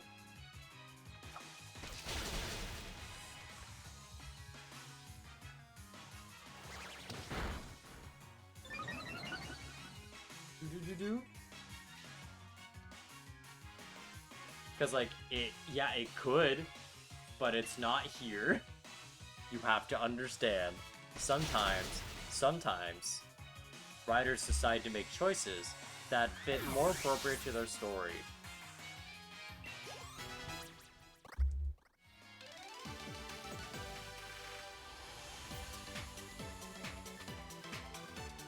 There's a cartoon where she's called Ghost, and Miles is called Spin.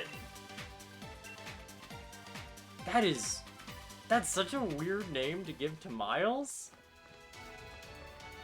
Because, like, I don't really associate, like, even if I'm thinking of, like, spinning webs, I don't associate that with Miles. Most because Miles has, like, literally all the fun, like, really fun moveset that doesn't involve just webs. But I guess he didn't want to call him the Shocker.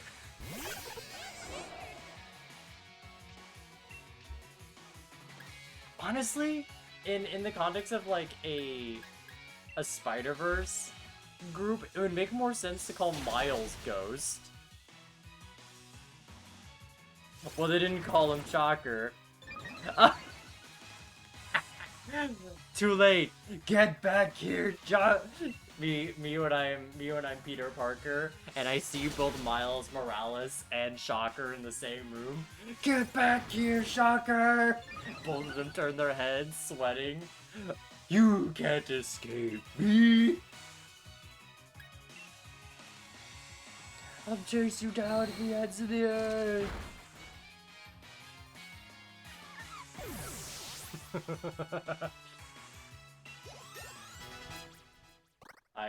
I am big on my silliness. It cannot be contained. Yoke my life into chuckles. This is my last humor.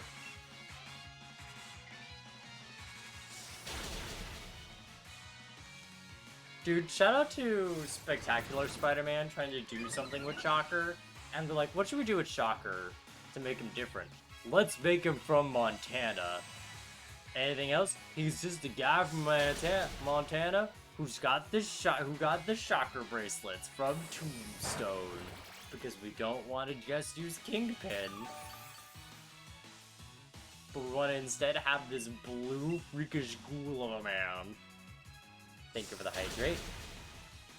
I have not played, I have not played the Insomniac games of Spider-Man, unfortunately.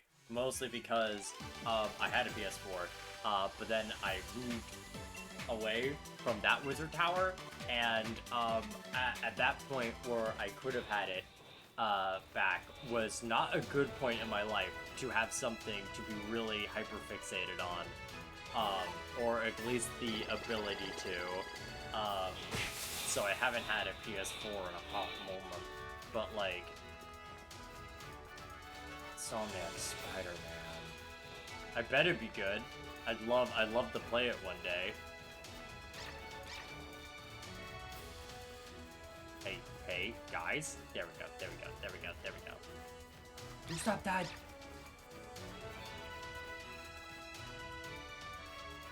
Run over the dog, run over your fear.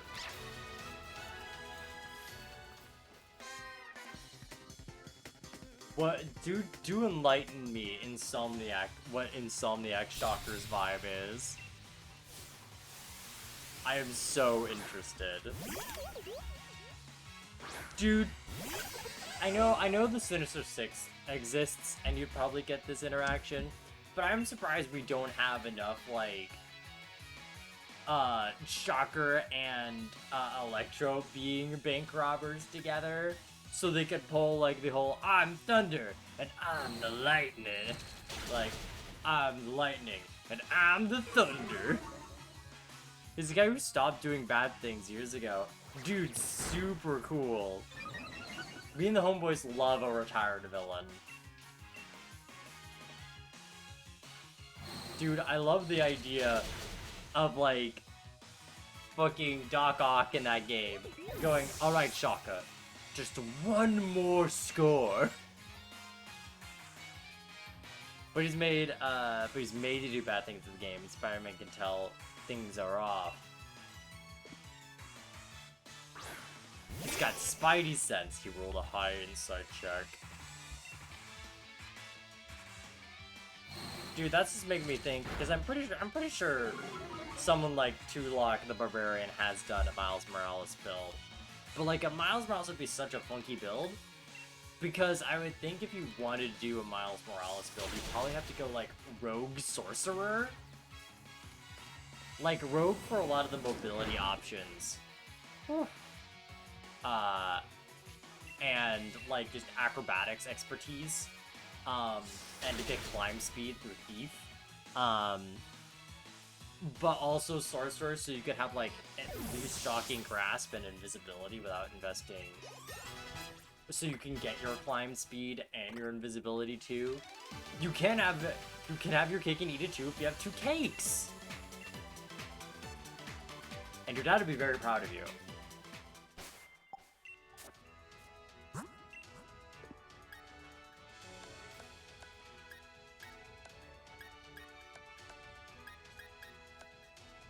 Fellas, if you think you can't have your cake and eat it too, just order another cake.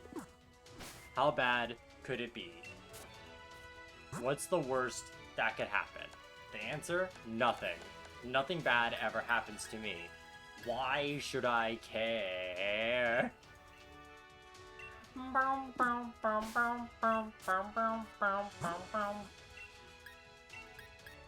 Nothing bad ever happens to me.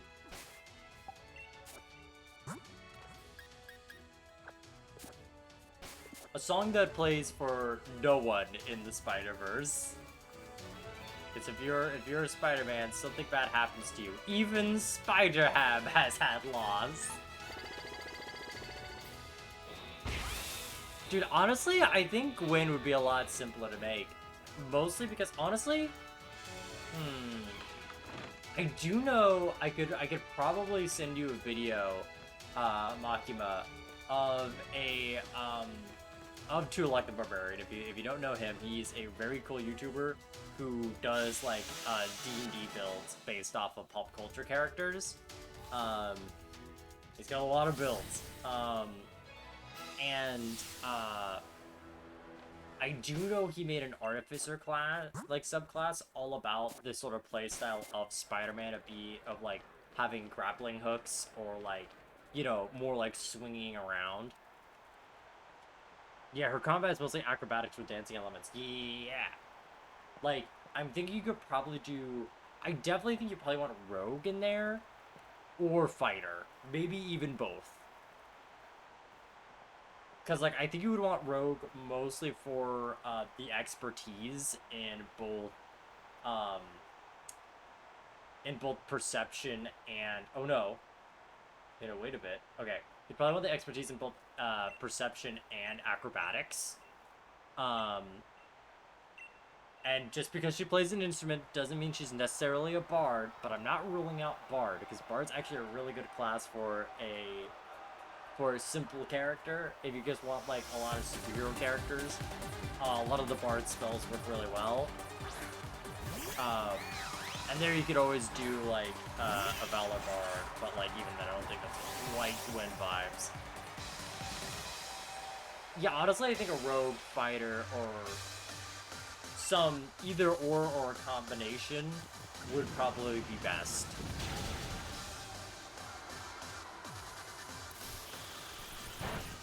Like I would say probably go like Thief Rogue for not only the acrobatics, but also just for innate climb speed. For like that fun shenaniganery. Again, expertise in perception and for the spidey sense, and expertise in acrobatics, so you get that ballet style to it. You can flavor it a lot.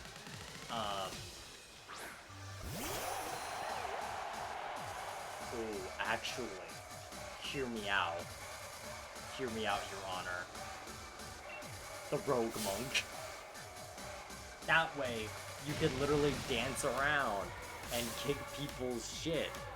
And also, you get a lot of the mobility stuff with, like, say, Dash of the Wind.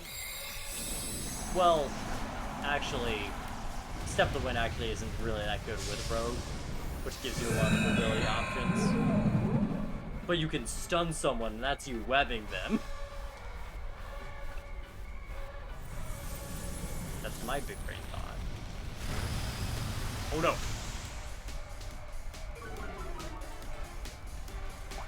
Pop, pop, pop, pop, pop.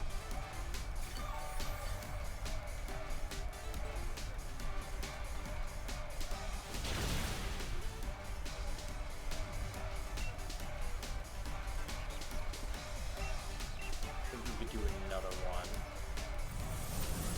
But yeah, I would say... I would think Rogue Monk, or...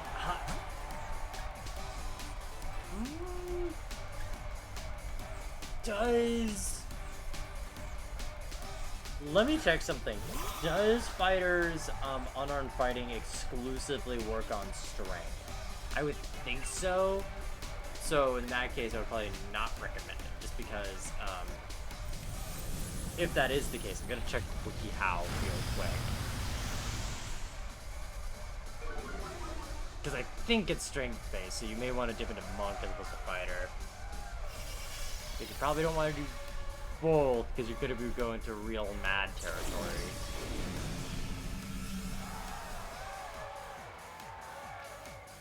Let's see, Fighter...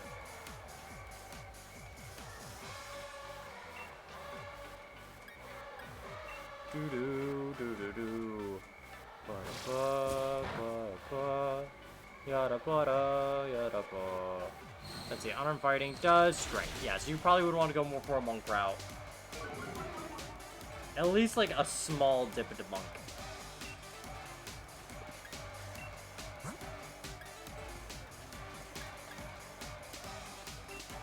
Let's see, maybe like a small dip into monk. What kind of monk would you be? Hear me out. Sun Soul Monk, and the webs actually your lasers. That's right, this is secretly a 2099 Spider-Man build. That Spider-Man build I feel like would be horrifying. Like, not gonna lie, that would spook me.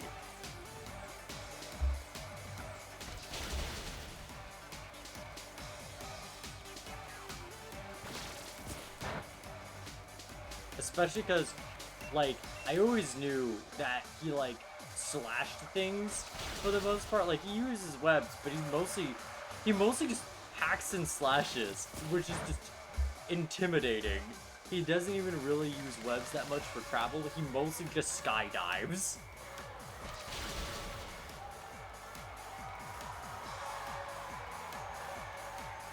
Like,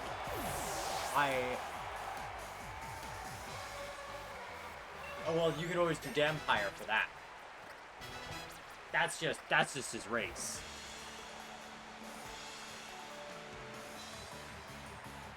But I'm curious, has Has 2099 O'Hara always been a vampire? Like, that's just always been a thing. Huh? He's always been Morbius?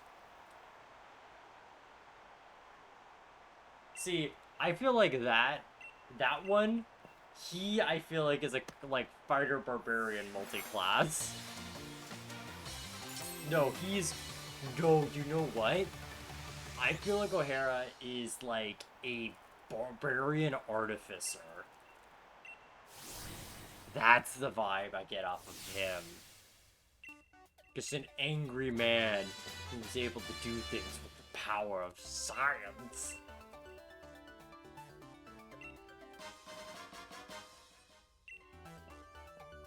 Oh, he's not a vampire. Ah. I see. So, like a vampire. No. You know, well, I mean, like, Dracula was also a werewolf while being a vampire, so, like, why can't he also be a vampire, though? Oh, the bug uniform is so cute. Yes? Oh my god, that's adorable. The bug outfit's so cute.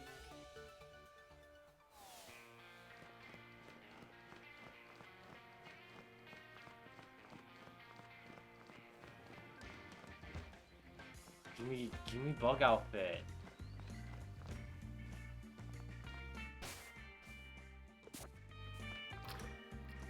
I swear, if I had to get a motor stoke, I have to get a fucking motor stoke to change.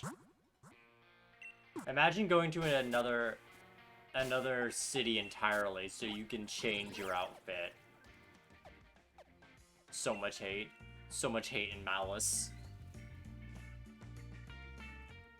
Me when I am Miguel O'Hara seeing Miles Morales, I have so much hate, so malice. Miles Morales, more like Miles Malice. I fucking hate you. I'll kill you.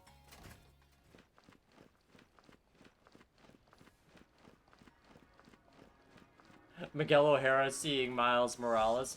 Hi, let's tell each other secrets. I hate you.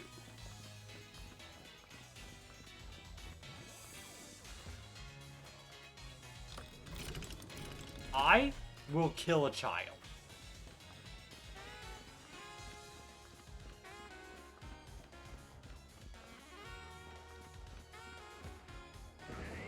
O'Hara, you are just a kid. Oh no, so I will kill you! Hell yeah, Makima! Hey, I'm glad you stopped by. It was nice hanging out with you.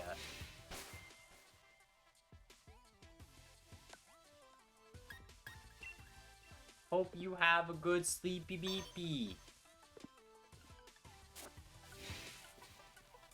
Oh my god, this bug uniform is so cute. Why did they give no big trainer bug type? So we could see this cute outfit on someone else. Some of these types are kind of wasted with the uniforms. Like, alright, Sidekick and Poison was like a little hint to like, hee hee hoo hoo.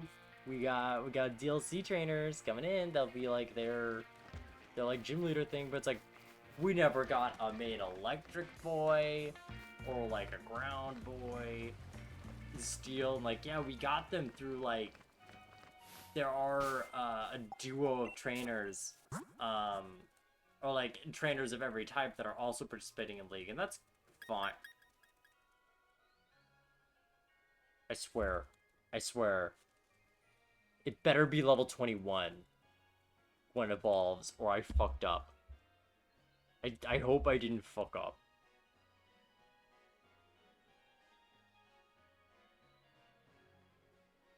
If so, I will scrim. Okay, it's 21. Okay. I was like, alright, cool. I'm about to go knucking futs.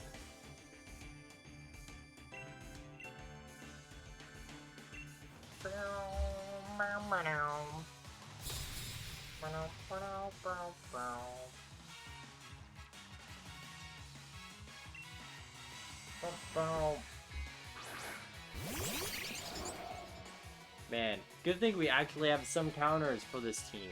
Because these two are some of the most annoying people to deal with in a Molotov run.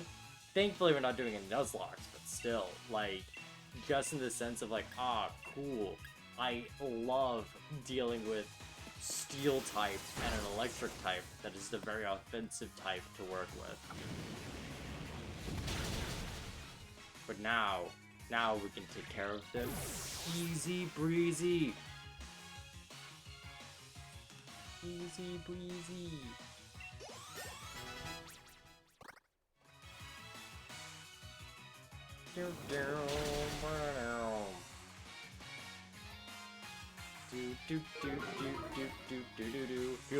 Pillar Bite has no eyes.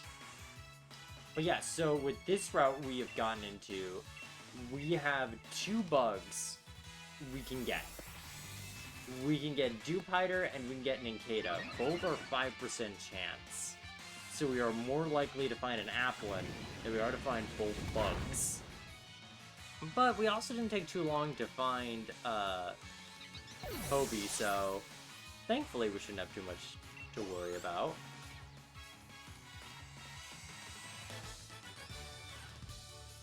At least time-wise.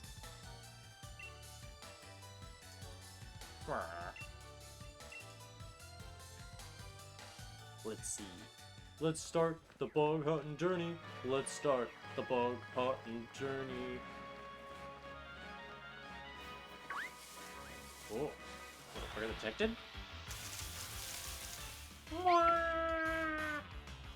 I'll be honest, I have strongly considered doing a psychic type only run, purely to use Esper again. I miss Esper so much.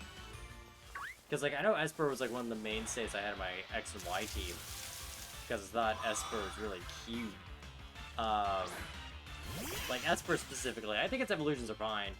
But I just think that Esper is, like, a funny little guy. And he has so much thoughts. So many thoughts. Wow.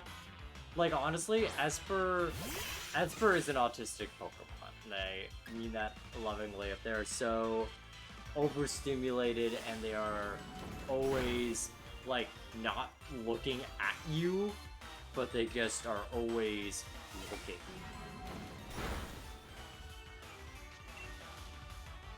So if you want the real autism Pokemon, that is actually, Gothita, who I will pull up the Pokedex entry, on my hand mirror, because I have that open already on Cerebi.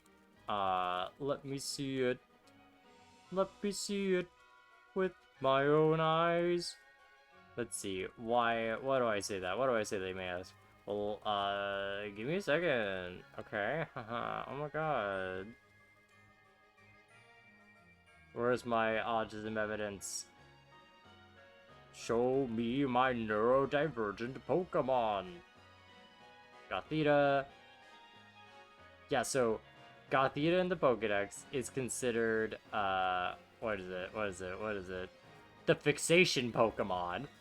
Which, like, of course, right? Though they are still only babies, these psychic powers are stored in the ribbon-like feelers, and sometimes they use part of the fly. Yeah, no, they just got fixation. They're just fixated. They want, but they can never say. And then they become manipulative, like Girl Boss. And then finally they become the Astral Body Pokemon. You know how you become an Astral Body? Don't tell me you haven't done that. Because you would be lying to me personally. You wouldn't want that. Mostly because I would try. Fuck, I could have made it 42. Oh wow. I could have made it a funny Spiderverse number by one of my standard 769. Wait, 789. Why did numbers eat each other? Fuck. No, that's not the reason. Even though my boy's not fast. He's not a little speedster. We need... Honestly, Butterfree would probably be better, because Butterfree is faster and a good Pokemon to catch with.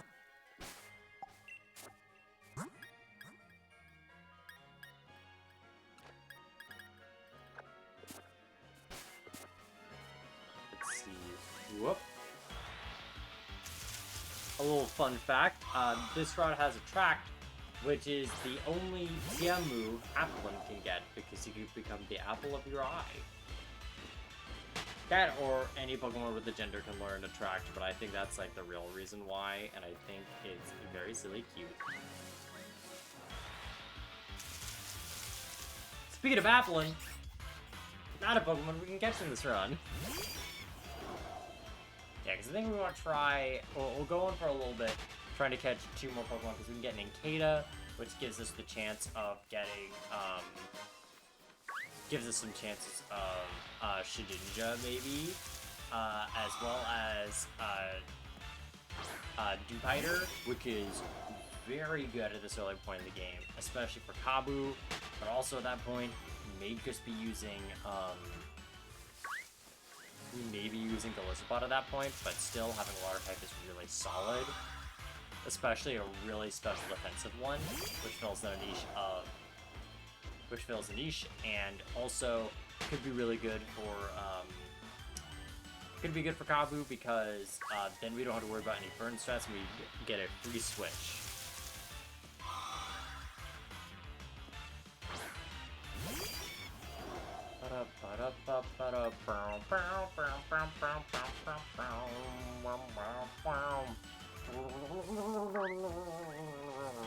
Me when I'm the Pokemon Sword battle team and I'm drowning.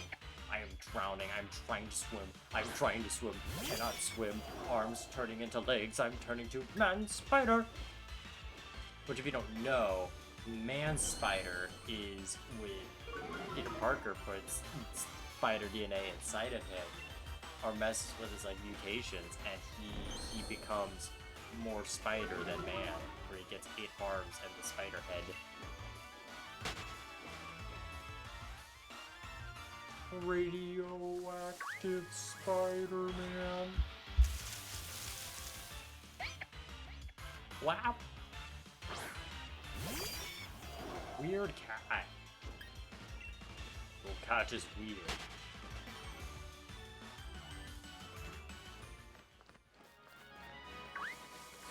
Dude, I feel like Esper is one of those Pokemon that kids will be like, Mom, can I keep him? And the mom would be like, oh, I don't know. Maybe we should just let him live his own life. And then just Esper stares at them, knowing what they're thinking. Ooh, Nikita! One bug obtained.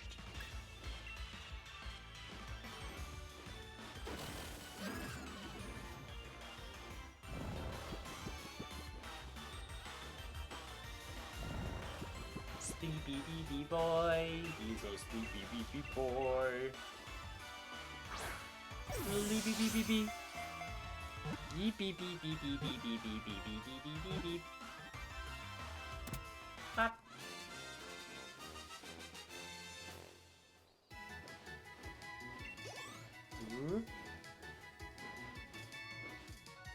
You, I'm gonna name you Miguel. I'm gonna name you O'Hare. Because it lived almost entirely underground, it is nearly blind. Oh, I didn't know that.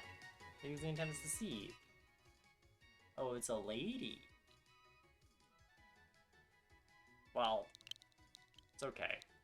You can still be O'Hare.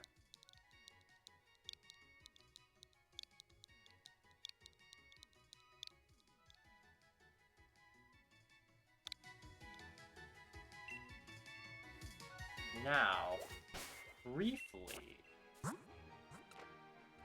I will... Ooh. I will let Commit rest in the box for a little bit. as we give O'Hare some time to get XP and maybe get Shedinja.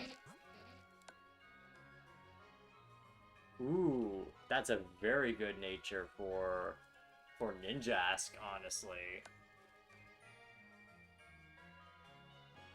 Not a fantastic moveset, but alright. Let's see if O'Hare can learn any moves, because like the Nincada line gets really good stats or like really good turn bringing abilities, but like it usually suffers with tough moves. I see. O'Hare is not going to be in combat. Very cool, very nice, actually. I appreciate that. Pan lied, he didn't.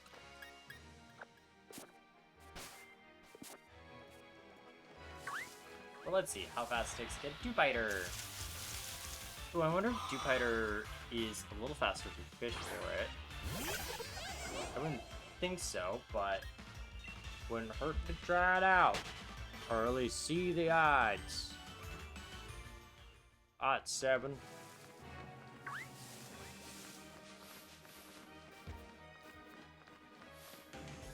Oh no.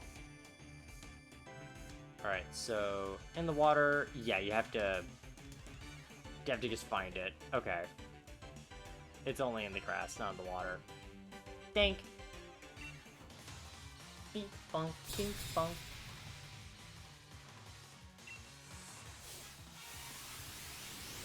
Evelyn? Problem's a funny little guy. He's a silly little worm. Silly little worm. Oh, I am just a silly little worm.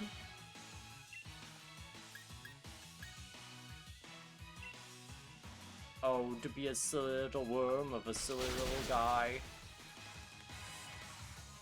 Man, I really do feel like the chefs could have at least used berries. I feel like that's one thing that is unfortunately unused for a lot of gym like a lot of trainers in modern games. Like I really do feel like a lot of the big challenge of like, you know, Gen 4, like 3 to 5 was the fact they did invest in, they really invested in having berries and make them feel like they are a threat. Like if you underestimate them or don't let them be bulky, they can really punish you. And also, I just think it really rewards, like, if you use a move like Bug Bite or Pluck, you get a reward, because you get instant health back.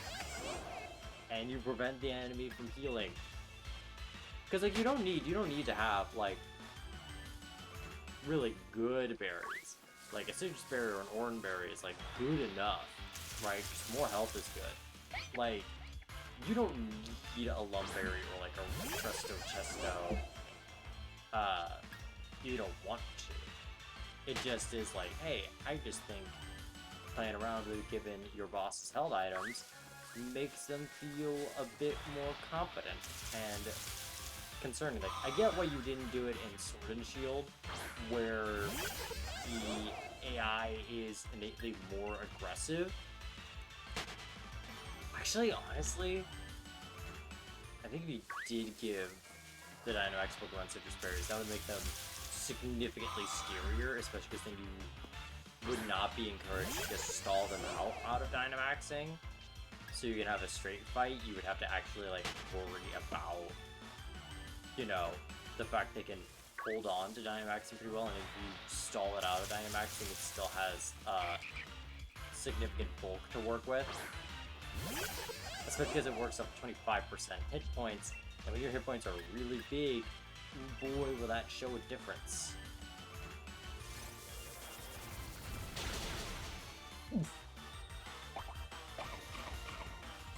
Pa, pa, pa, pa, pa.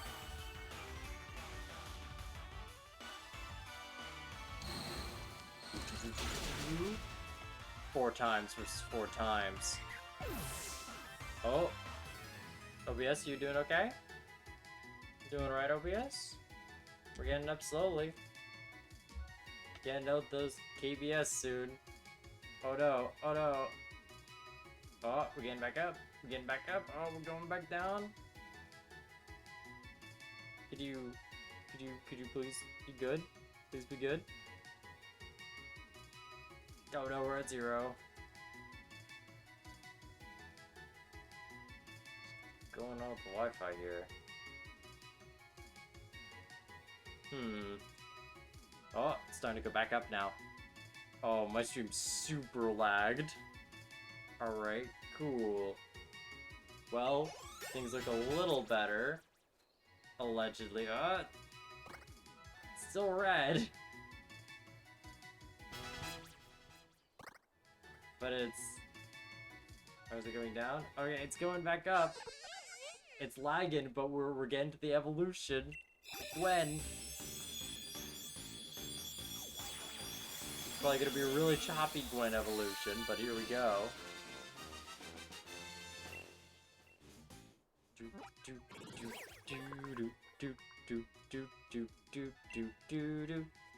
It skillfully commands its grubs in battles with its enemies. The grubs are willing to risk their lives to defend the queen.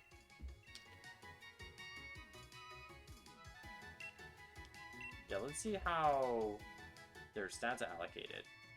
Ooh, yes. Boom, boom, boom, boom, boom, boom, boom. Alright. Alright.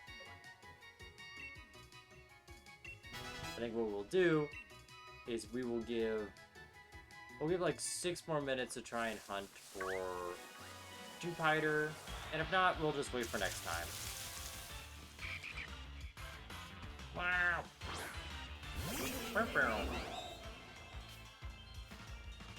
Russia, pushing down on pushing down on pressure, under pressure,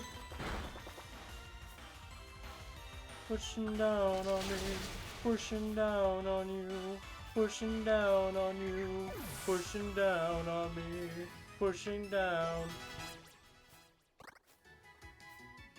Under pressure. Pressure? I hardly even know her. Me when I see a girl from Prussia. Oh, is that Prussia? That's it. Thank you. Thank you. Everyone laugh. Everyone laugh. Please laugh. Please laugh. I work very hard for these jokes. Actually, and you know what? I deserve to have all the funny laughs. Hi, I am the Joker, baby, and I deserve all your funnies. Your laughs, hand them over. Your laughs, your funnies, your ha-has, they're mine now. Also, fun fact, last year was the year where I saw cicadas where I live, and cicadas live underground for about like 17, 18 years. So it's a very rare thing. But I do remember finding it very wild when I was a kid watching like Planet Earth, seeing that cicadas are bugs that will essentially go underground, like be born underground, live there for like over like 17 years, then going up, become full flying bugs, scream and fuck around for like a week or two, then die. There's a reason why. There's a very cool song by a very cool artist called Will Wood called Cicada Days, and it's a very good song that I highly recommend anyone checking out, because ooh boy, when you are in the emotional state of comparing a life to a cicadas, ooh boy.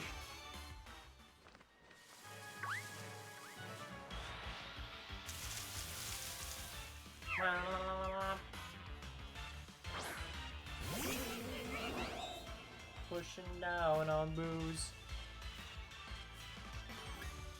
People on the street, da-da-dee-da-dee-da-dee-da, and the KBS is going down, lagging the stream, and it's slowly coming back. Oh no, it's getting super choppy. Oh, is it climbing back up a little bit? climbing. Oh lord, she climbing. Yeah, what if I turn off? Oh, okay. Turning off Google. Kinda is helping. It's still in red. It's still super choppy. It still is like my favorite One Piece Straw Hat member. Chopper, Tony Chopper, Chopper. So I'll never get over is just a normal reindeer who ate the man food. And I would love to imagine, what if just some guy ate it? Like, not an animal, just a normal human being. Would they just become twice the man they were before? Could they transform into another man? Instead of like a Bigfoot hybrid? Would they be like Finn McCool and become the size of 2 whole men? Which on average, let's check the average. Average. Let's type something that makes me sound like a sociopath. Average human height.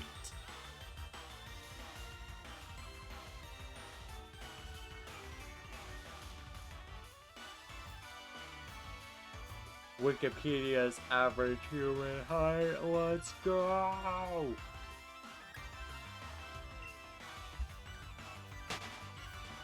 Alright, so let's just say, let's use this as America as our comparison.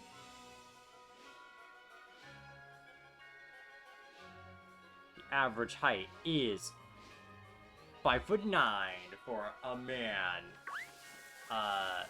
So that would make, if you were the size of 2 whole men, you'd be about, and same thing for Britain, so we're not gonna misconstrued it for if we were Finn McCool, you'd be approximately, okay, so it'd be 18 inches, 10 feet, so that's probably gonna be like, yeah, you'd be over 11 feet tall, at the very least. That's pretty tall. You'd be considered a large creature in D&D.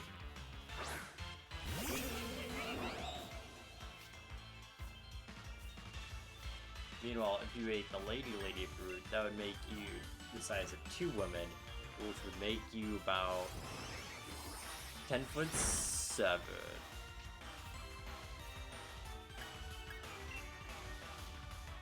Just a fun fact.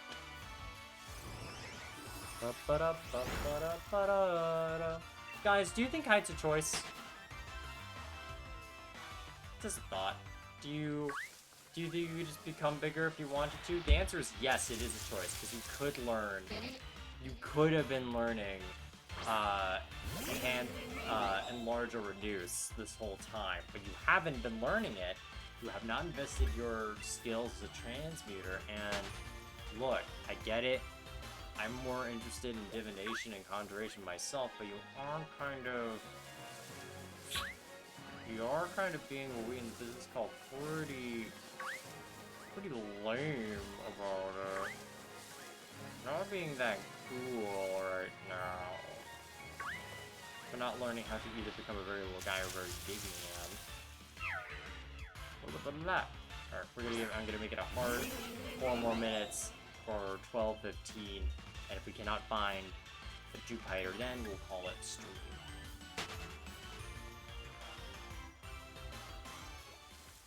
I will call you stream.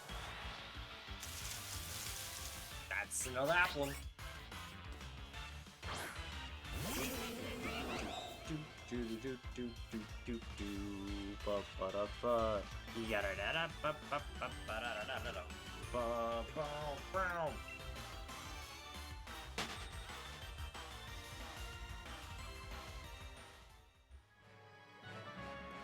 My brain just had like a little like silly moment of like, hey guys, what's your favorite way of a content creator engaging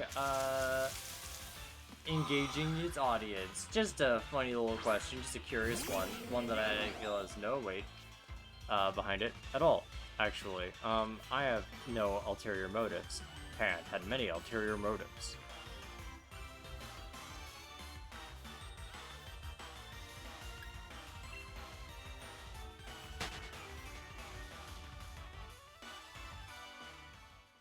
Bum bum bum bum bum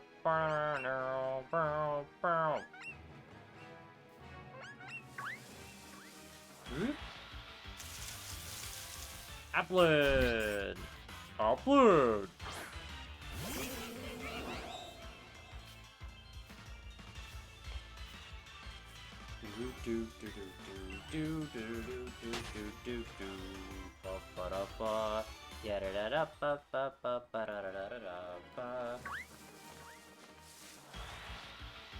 Let's go at it again. I don't know why the way I said it gave me like big Ed from Ed and Eddie energy.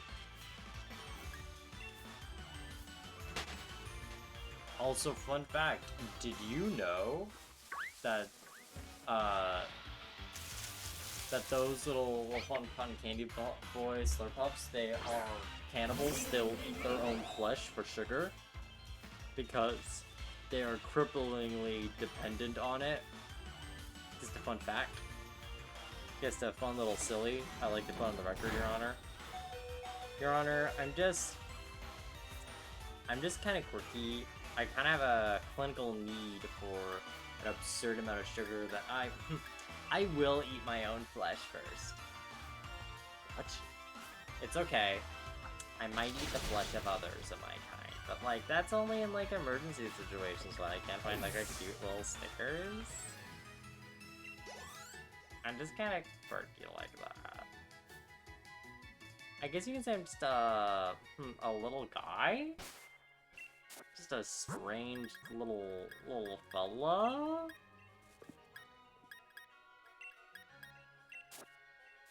Alright, we were gonna go for one more encounter. See if this is the Jupiter moment. If not, we will find someone to read. Jupiter moment, Jupiter moment, Jupiter moment. No, it's an Esper moment.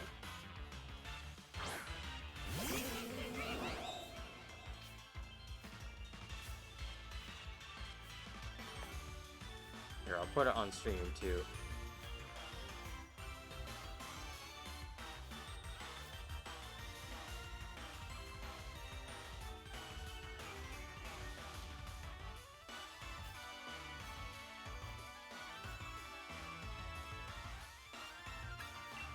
Alright. So, just typed in the chat that we are going to be raiding soon. Because I imagine there will likely still be some significant lag. We are going to be raiding Azaria VT. They're a cool little gremlin of a dust devil. And they're doing some Honkai Star Rail. I haven't really checked that out before. But I know they're a pretty cool person who's only got 2 views. Looks like they just started stream. So really help out if we just give him, if we give her some, like, a few more folks over. Because I know those raids are always very good to help out other people's average view count. So, when we give some supported energy to them. So, we're going to be doing a raid to Zaria. I hope I spelled that right. Easy higher. Oh, I didn't. Zaria T. Right. Yep. Alright. So, thank you for anyone who came by, rather past, present, or future. I hope you have a nice day or evening and have something nice to look back on. Until then, I'll wish you a bye-bye.